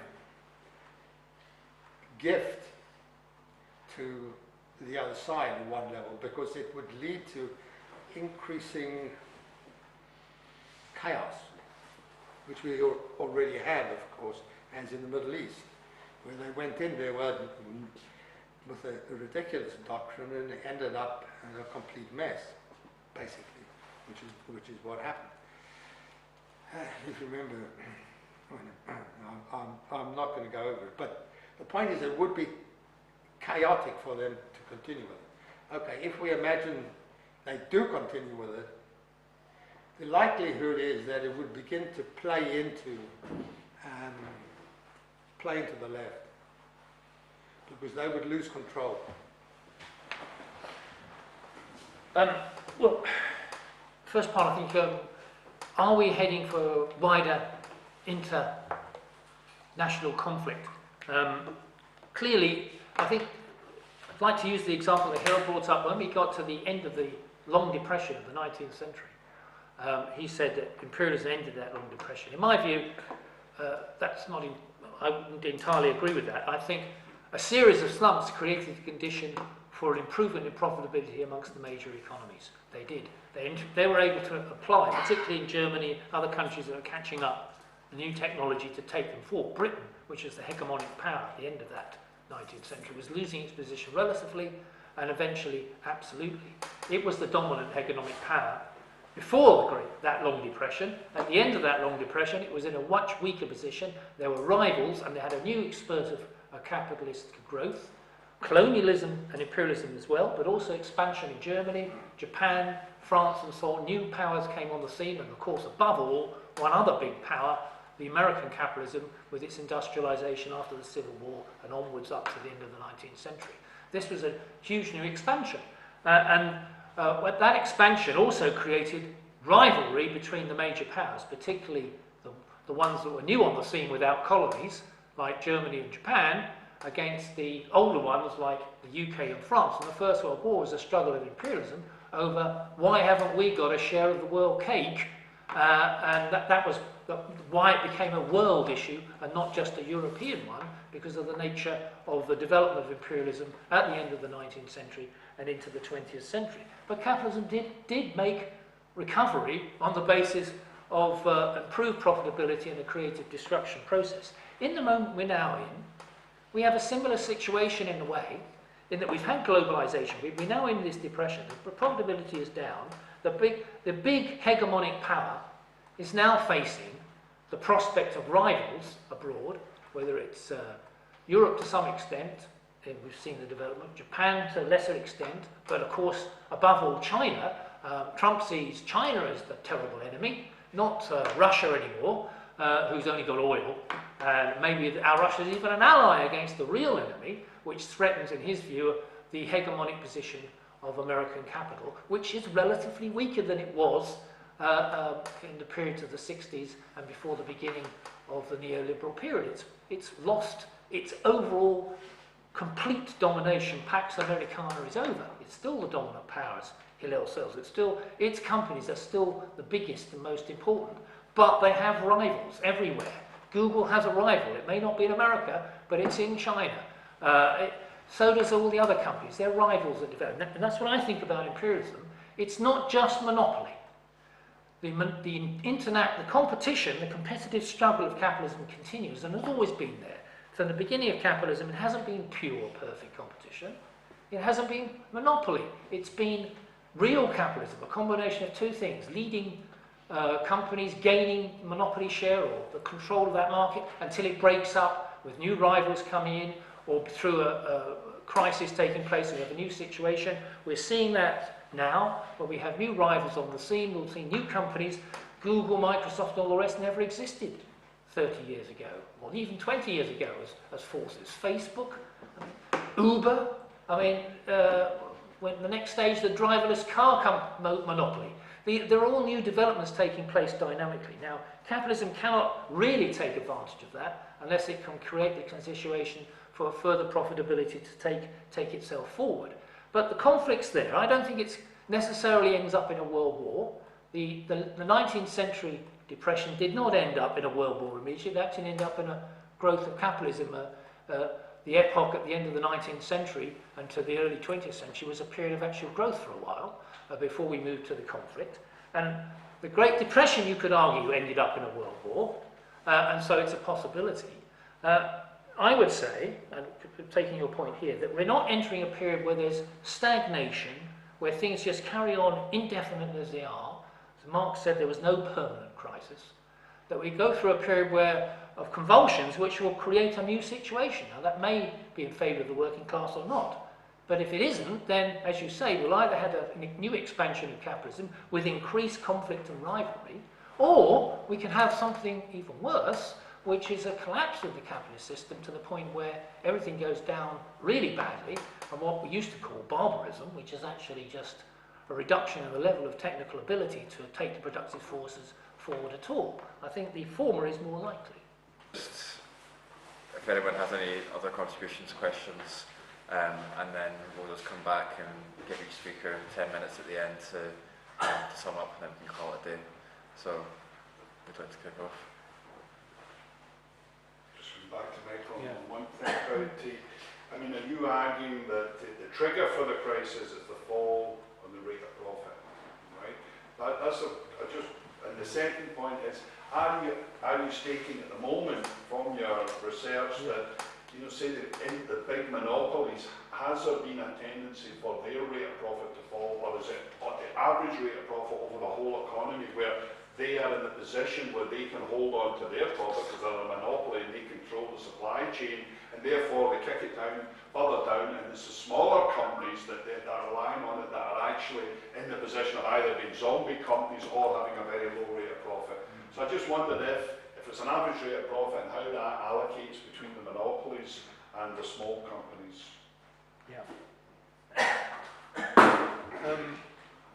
Well, I don't think it's a trigger. I mean, a trigger, I think we have to recognise that there are different levels of analysis here. There is the ultimate underlying causes of crisis, which Hillel also pointed out. And I think the key one is Marx's law of the tendency of rate to profit to fall. And the movement of that, in reality, whether it's up or down, over periods of time, gives you an idea of the health and strength of the capitalist economy, and whether capitalism will have booms and slumps anyway because of the movement of fixed investment and the anarchy of the crisis and the level of pressure that the class is putting on wages and profits. But and these booms and slumps can be relatively shallow in periods when there's a general rise in the rate of profit. We saw that in '87. The stock market crash was huge, but it had little effect on the real economy. Because the rate of profit actually in 1987 for most of the economies in the advanced world was high and moving upwards from the lows of 1982. When I say high, it was moving up from 82 anyway. It was still lower than it was in the 60s. But so that able to overcome these stock market crises and shocks that you take place. There can be various triggers: a stock market bubble, a property bubble, as we got in 2000, a credit and financialized version of that because of the derivatives and the banks being involved in taking property and mortgages and turning it into a debt that could be bought and sold across the world, created a bubble. But the underlying process of profitability decides the issue of how deep that crisis will be, and it was very deep in the Great Recession. So that profit is an average rate of profit, as you say. So it depends on taking all the big companies and all the small companies, as far as we can measure them, and having an average. That gives us a general idea. That's what Marx did in Volume 1 of Capital. He said that the average rate of profit is what we have to understand for the underlying process of value production and the accumulation of capital. We'll see that there's a tendency of the competitive struggle between capitalists, even with monopolies involved, is towards trying to get, if somebody's got more profit than they've got, then they look to move into that sector. And this drives everything towards an average rate of profit. You never get to it because it's always moving. So there's an average rate of profit we can measure, and that gives us the general guide. But within that, there are companies who are increasing their profit rates, or have much higher ones, and there are companies that are collapsing. But on average, we can tell. If we get to a position where the average rate of profit is falling at a pace which leads to a fall in the mass of profit, I think Hillel mentioned before that actually if you look at profit margins, which is the amount capitalists are making relative to the wages and costs they've got, not to their overall fixed investment and so on, profit margins, they've been very high in recent periods, although they're coming off now. When you get in that situation, then the capitalism still go forward. It's when profit margins and the mass of profit starts to fall in particular that you get the slump. The trigger for that can be all sorts of different things: stock market, property, corporate debt, maybe in the case of individual countries, a run against that country and its assets are moving out could cause a crash there. Maybe that spreads elsewhere. All these are different. The Great Depression kicked off with a stock market crash. This depression kicked off with a property market and credit crunch. The 1873 crash was, as I remember, again a production crash in some of the new industries like railways and so on, which took a big slump, particularly in America. And all of these, as Hillel says, they are expressed as a banking crash, because the banks have lent all the money to these people, they're no longer paying, the banks then take the hit, and the run is then on the banks. Every crisis is a financial crisis in that sense. I just wonder if I could come back. Just a quick one. I mean, that seems to suggest that you could have a falling rate of profit where the monopolies are actually increasing the rate of profit at the expense of the smaller companies. As we know, some of the big monopolies, I mean, Tesco's is one that often, or the big supermarkets, put real pressure on their supplier because they know what their profit rates are and they know that they can drive a bargain because they control the market. And if it's the situation then that you could have a situation where the monopolies, their profit rate is not declining, why are they not investing then? Is it the situation, the reason that they're not investing is for the reason that Hillel suggests, and since they control the market, there's no necessity for the invest, they know what they need to produce, and they're not under threat because of the barriers to entry. So it's just that, that's all. I'll come back on that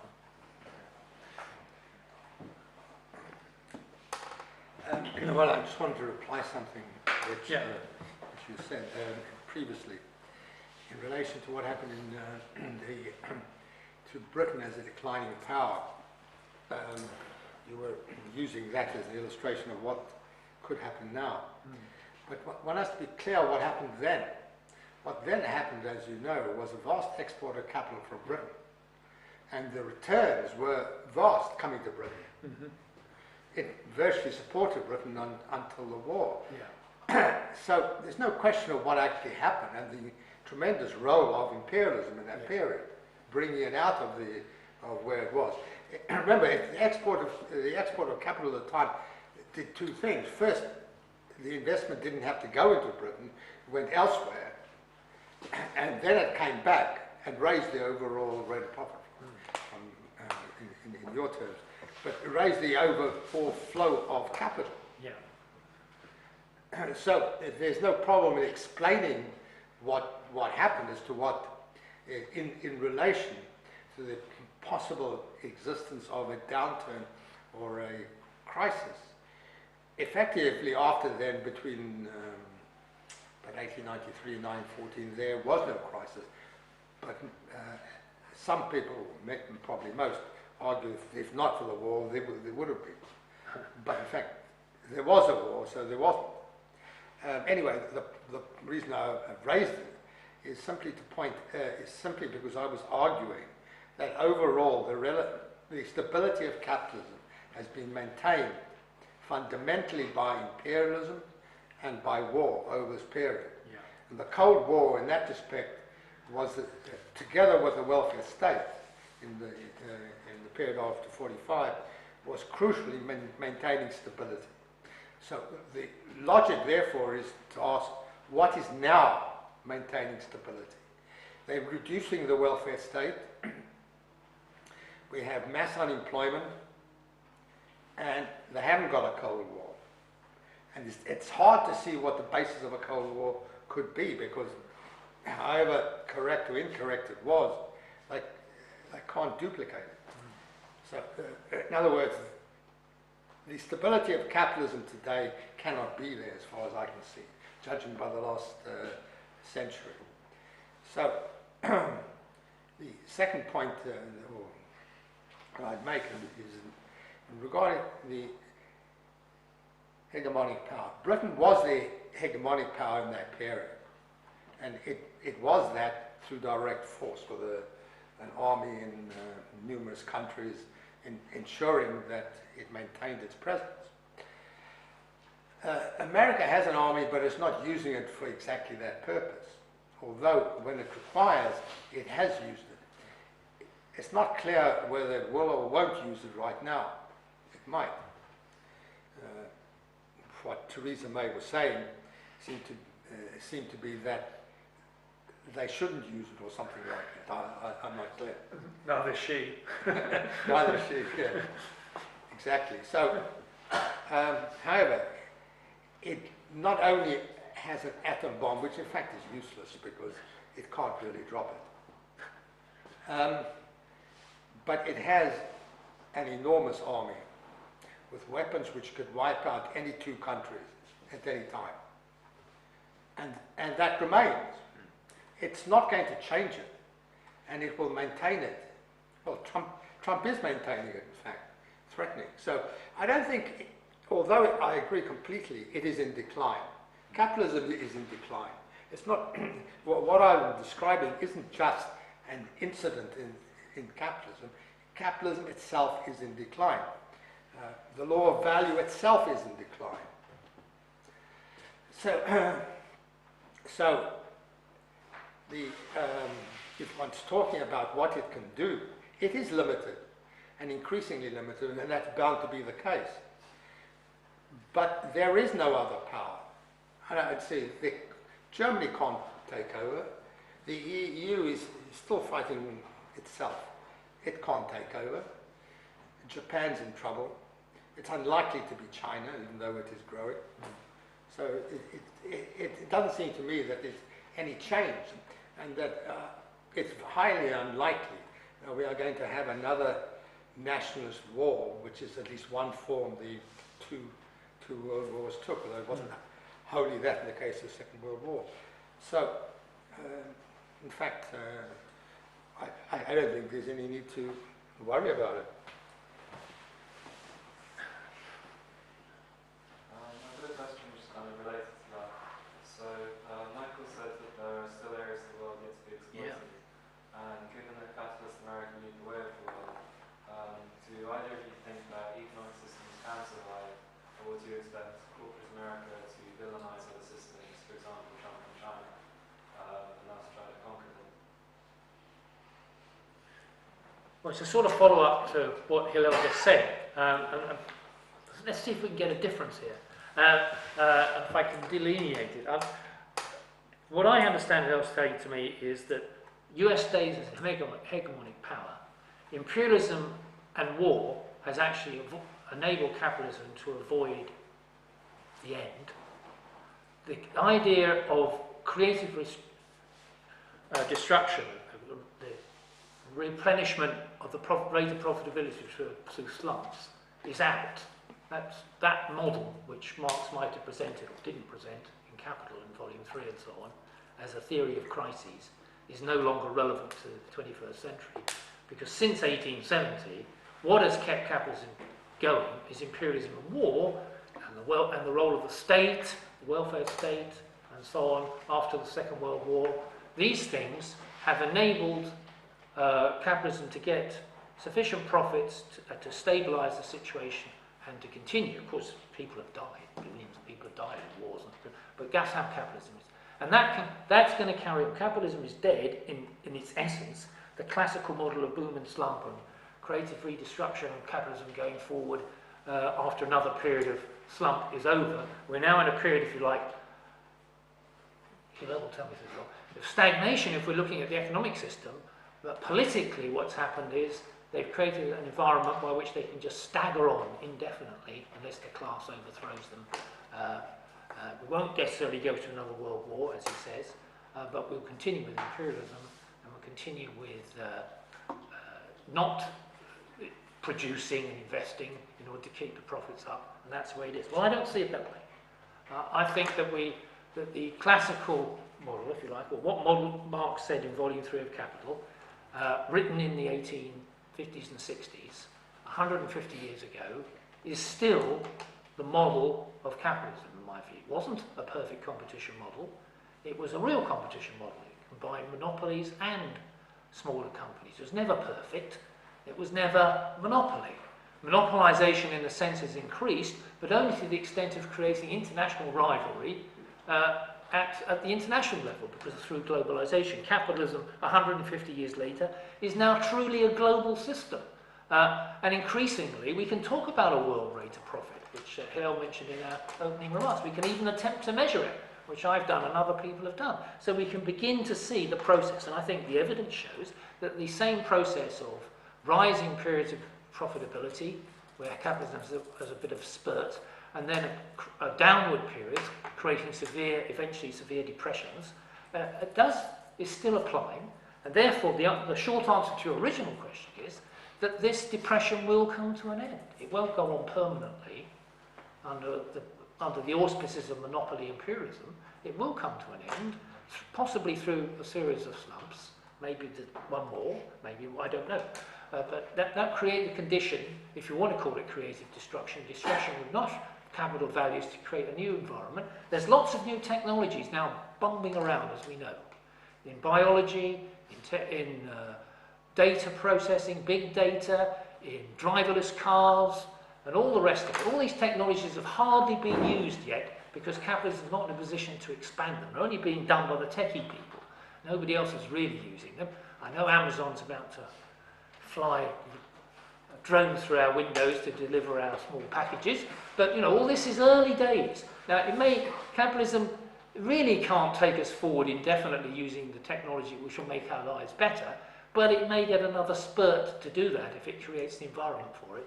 And there is plenty of people still to exploit. They haven't, even though it's globalised, even though it's imperialism, even though it's big monopolies, there's still huge amounts of surplus labour, in my view, that can be exploited. The law of value is definitely in decline, but it's not gone, it's not dead.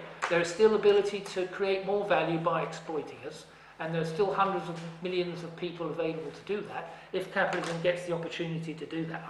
I hope they won't, but there's every prospect. So you could say, on the one hand, I'm an optimist for capitalism, and Hillel is the pessimist. He's the optimist for the working class, and I'm the pessimist for the working class. In this, you could say, if you want to put it so we can have a sharper difference and see where that leads us. I'm slightly surprised by it.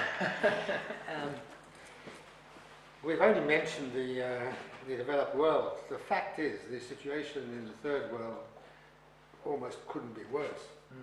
If you look at what's happened in Brazil, in South Africa, the real situation in India, millions of people really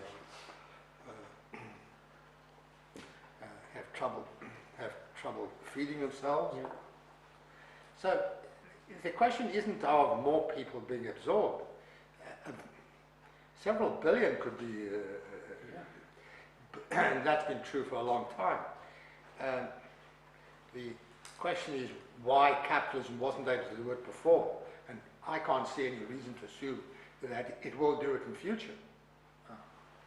We are, instead of getting any kind of rapid development in the third world, it's just bumping along the bottom, in fact. The situation is drastic in many countries. Yeah. The problem, of course, is you can't build social in one country. You can certainly not build social in an undeveloped country, which is what creates the double bind, as it were, for people in the third world. But, yeah. But that is the case. That is where we are today. The exception, of course, is China, which has actually used the state in this, you call it a new way to combine the state with private enterprise, Yeah. which has actually worked in actually developing industry. But the fact is, as far as I understand, something like up to half the population is still on the countryside. And part of its problem, as I understand it also, is that they were building whole towns without anybody moving to them. That seems to be a the overproduction of a particular kind in the infrastructure. Seems to be a phenomenon of Stalinism. That's what happened, not the same way because they didn't have the market, Yeah. but nonetheless, the famous example in the Soviet Union was of the way they would constantly put up new factories.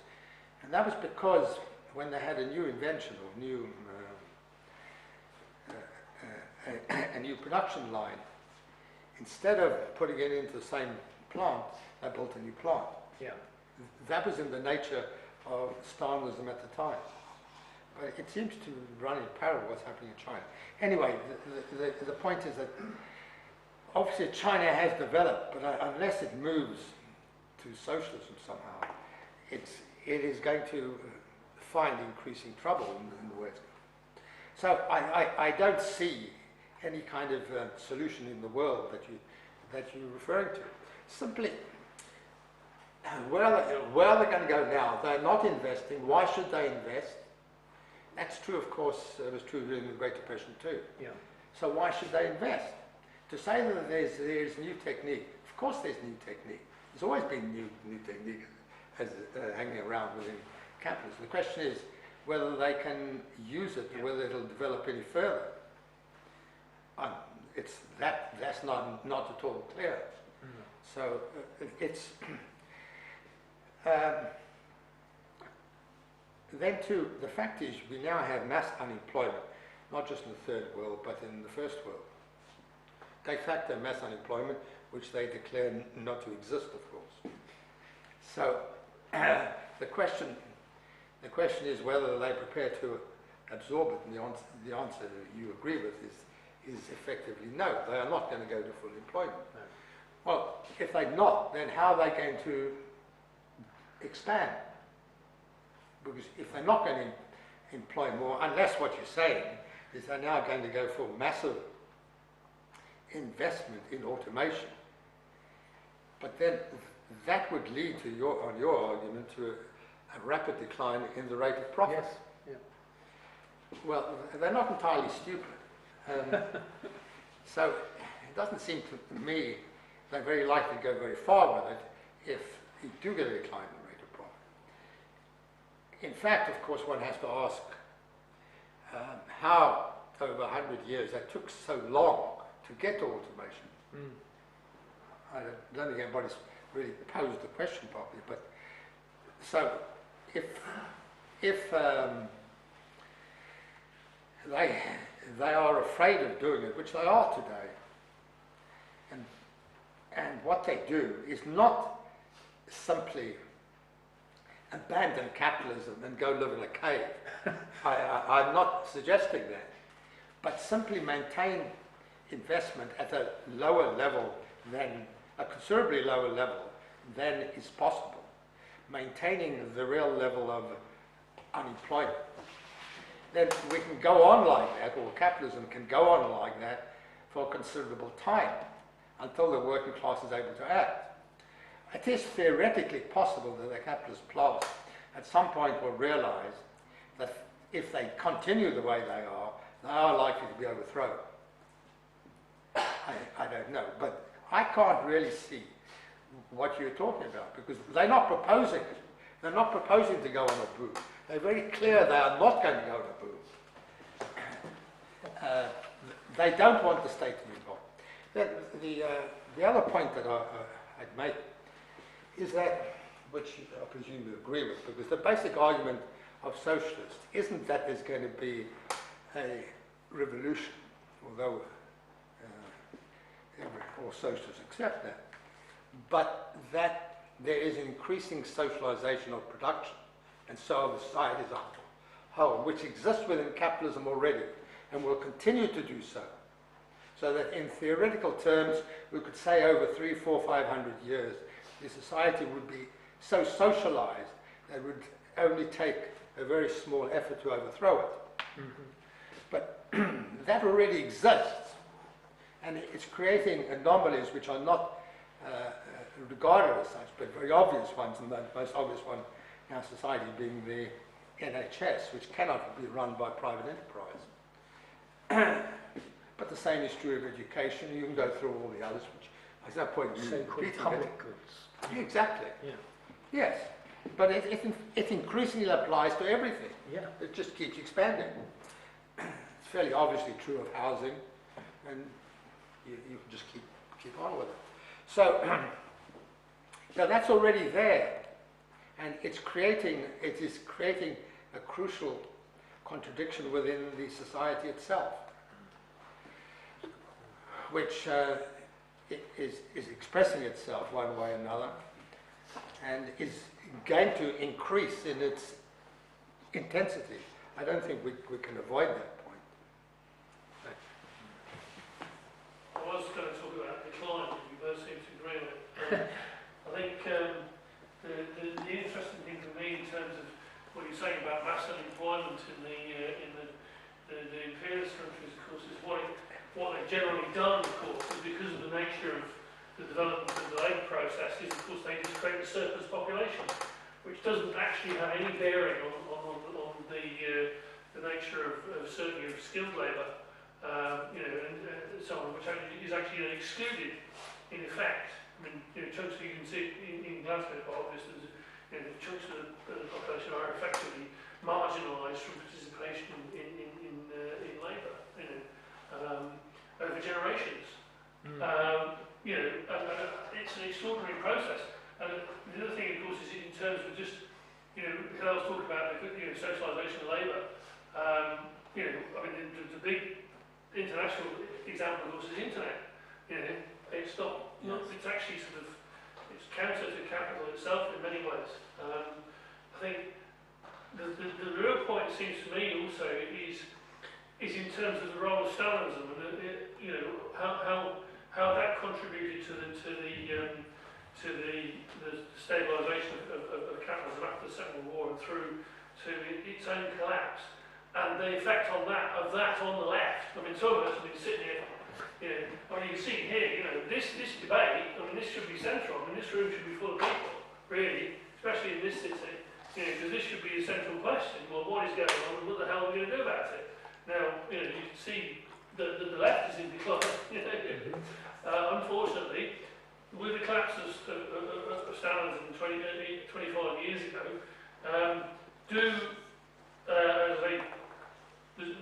firstly, what do you see as the impact of Stalinism? And secondly, is there then any move forwards in terms of regeneration of the left? I mean, probably we're stuck with the same old organisations, most of which actually are in obstruction and know nothing and promulgate ignorance and stupidity and bureaucracy and basically are certainly collapsing, but nothing new has come along. Well, shall we make this a concluding your subjects, I think. Shall we make these the concluding remarks as well? Because time's getting on. So Okay. Sorry? Make these the concluding remarks as well. Concluding So, remarks, okay. 10 minutes or so each. I think Matthew has correctly brought up the question of Stalinism. I think it is true. The reason we are not in socialism today has a lot to do with Stalinism. I think it's also true that as a result, it's been very hard to form a genuine left.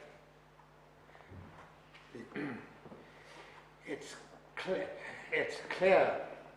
that many people in the working class have been put off the left as a whole and don't see what the effects of Stalinism was.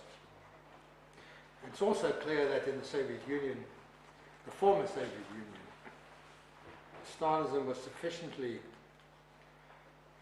effective to ensure that there was no left-wing movement. It's actually amazing to think of it, but there is no left in the former Soviet countries, which is what you might not have expected. But it has been extremely difficult to to form a mass left-wing movement. And it clearly is the case that Stalinism played a role in making the left appear to be awful, but also in destroying the possibilities for some time. I'm not at all clear how to get around it. The hope one has is that the further that one is from it, the less it will influence events. And that was something, of course, which was said in the case of the election in the United States with the support for Bernie Sanders, that people were very surprised that young people were attracted towards socialism, when for so long in the United States, socialism was associated with Stalinism. So that does give some hope, as it were. I'm sure that it will be overcome over time, but it's taking a lot longer. I think it's partly for emotional reasons. I've been very surprised myself at it, because I found that when mentioning Trotsky to people who were in the Soviet Union, you would get a spontaneous antagonism to Trotsky, even though they never read a word that he'd ever said or ever had read any real discussion of it. And I couldn't explain it intellectually because it wasn't there. It's simply an emotional antagonism. And I think that's true. It's true in this country too, for people who were on the left, but weren't, of course, themselves Trotskyists. It's very hard to get through to people who have, in effect, been indoctrinated, whether by Stalinism itself or by the state. So it's perfectly true. That's I do agree that Stalinism, in its ideology and in its control, has set the world back. But Stalinism itself doesn't come from itself. It comes from what amounts to the defeat of the October Revolution a century ago. Stalin was its epitome in this most awful form. So we have to, as we look at it in a more general sense, that the working class was defeated over this period, and we have to recoup. So if we then look at the present context, I think that is the exact context, and Matthew's right to refer to it. Because if we look at the world today, one would have expected a left-wing movement which was very much stronger. Or put it absolutely, we would have expected a left-wing movement. We just don't have one. It's a dire situation in that respect. We virtually have to start from the beginning. During the 30s and Stalin's period, the Stalinists were very successful intellectually. They produced a whole series of books and bookshops and things. We had the Left Book Club, which and it did actually work. You got a considerable number of people who supported them or supported socialism. That's completely absent today. I think ideally one should be able to get together whomsoever in order to help start something, but it's hard to see it. I think that's true. So what this amounts to saying is one of the reasons, or the fundamental reason why the world is where it is that there is no left. The bourgeoisie doesn't have to worry about the left at all. So why shouldn't they have mass unemployment and call it full employment? Why should they reinvest, as it were, to build anything? Just be safer in what they're doing. I think that is partially true. Clearly, I don't agree with what Michael was saying about monopoly. Obviously, he doesn't agree with Lenin, so or Hillel Tickin. Not that it makes him wrong, but I'm just trying to get clear what the point is. I think monopoly is the absence of competition of the 19th century kind, if we put it like that, or the kind that Marx actually describes. It's not just the absence of perfect competition. It does allow the capitalist class to control the speed or the extent of any upturn. And today we have finance capital which is in fact in charge. I gave the example of a few firms being in charge. That's very clearly true. So the idea that they'll go into some sort of position of losing control is highly unlikely. That they will reinvest and the thing will go slightly up and slightly down, I think is obviously true. I wouldn't bother to call it an upturn or a downturn. We're just bumping along the bottom, and I think that's what is going to go on. Sometimes they'll be just above the bump, and sometimes they'll be below it, that's all. There's no reason to assume anything else. They clearly understand what could happen if they were to reintroduce higher levels of employment or a degree of security for people. And it's quite true, it would. You can't assume that people are completely insensible. So the logic, it seems to me, if you put it like that, as you started off with Stalinism, is that we can expect, even if people are not all that deep, we can expect a movement towards socialism, which will have some sort of meaning. Whether that's going to be in my lifetime is another question. I should try to be brief, which of course usually means when the speaker says that he isn't. But let me put it this way. I like to look at it in a time scale. In my book, I try to say, obviously in a far too crude a manner, to suggest that the movement of profitability gives us a key to what's going on, not only with the world's capitalist economies, but also perhaps the political repercussions of that.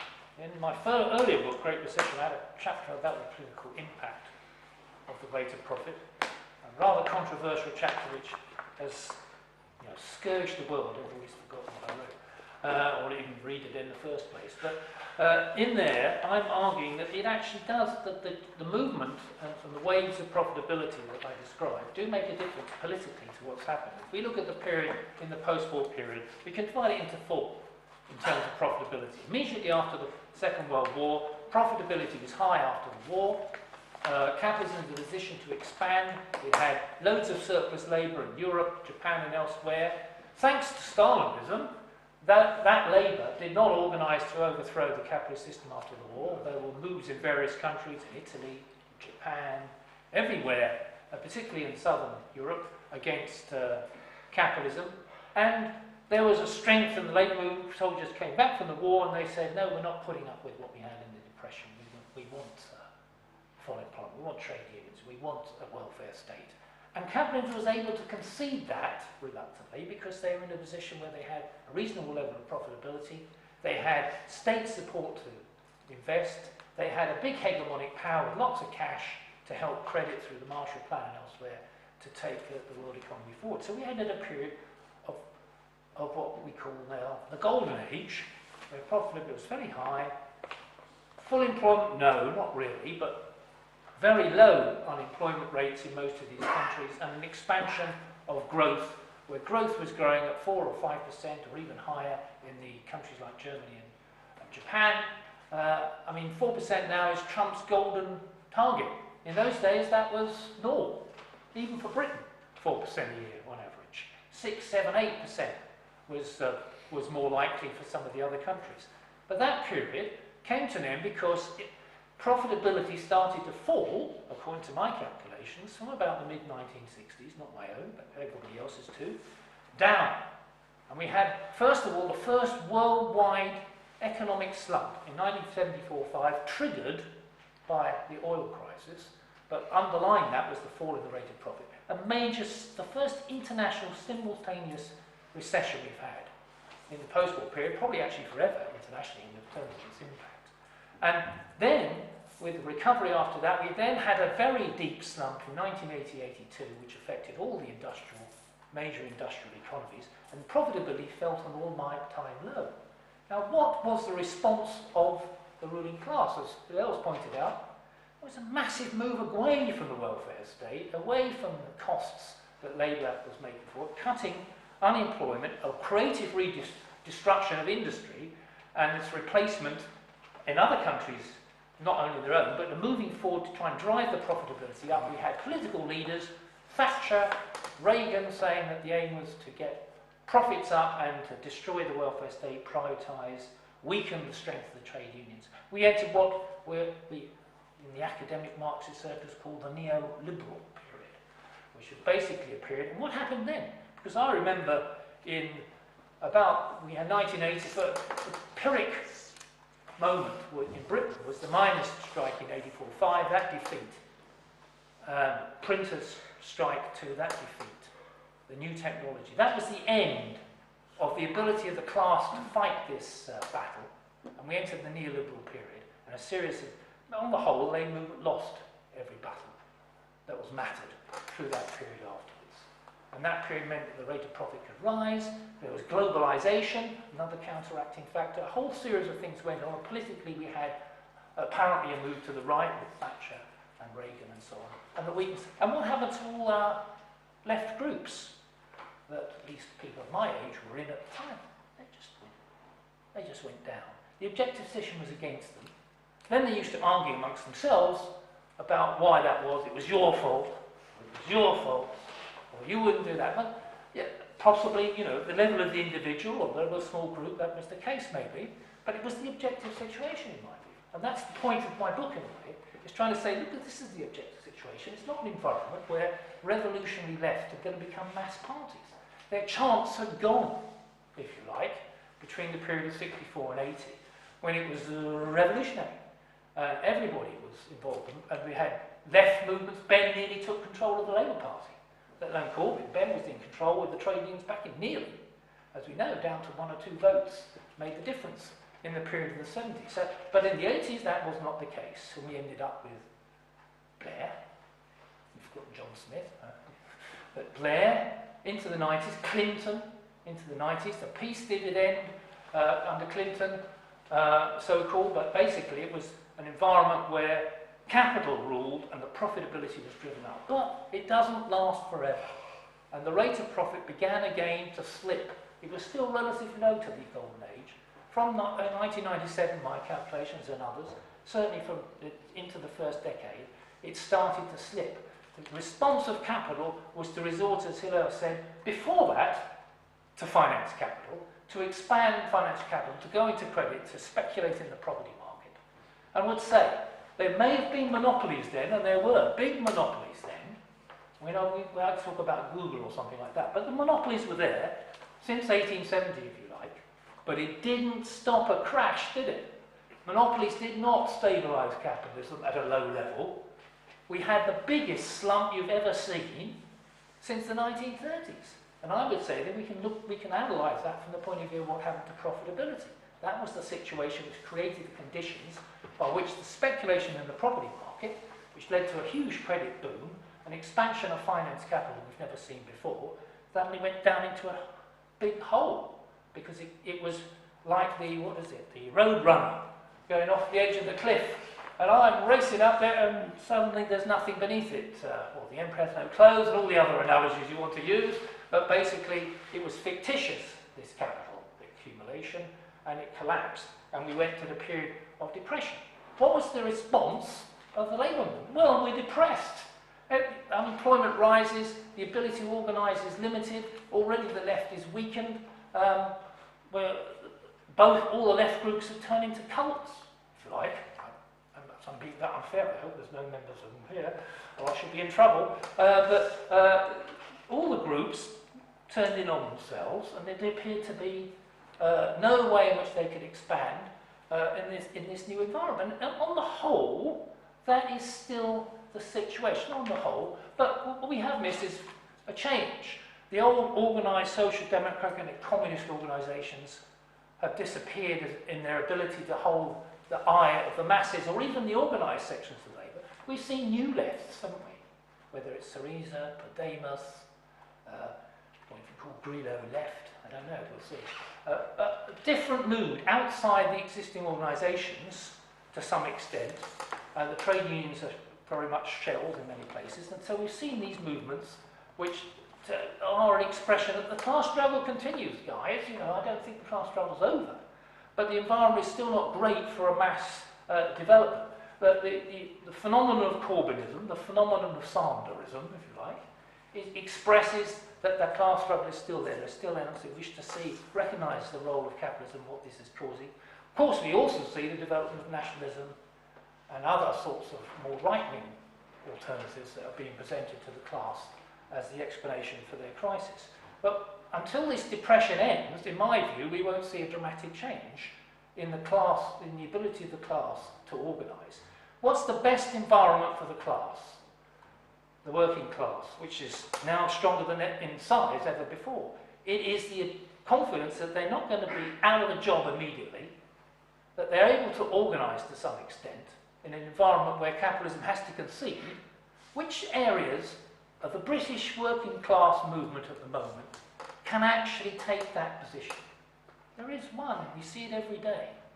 The rail transport unions are still temporarily have been in a position where they're sufficiently confident that they can take on their employers and sometimes win, or force concessions and so on.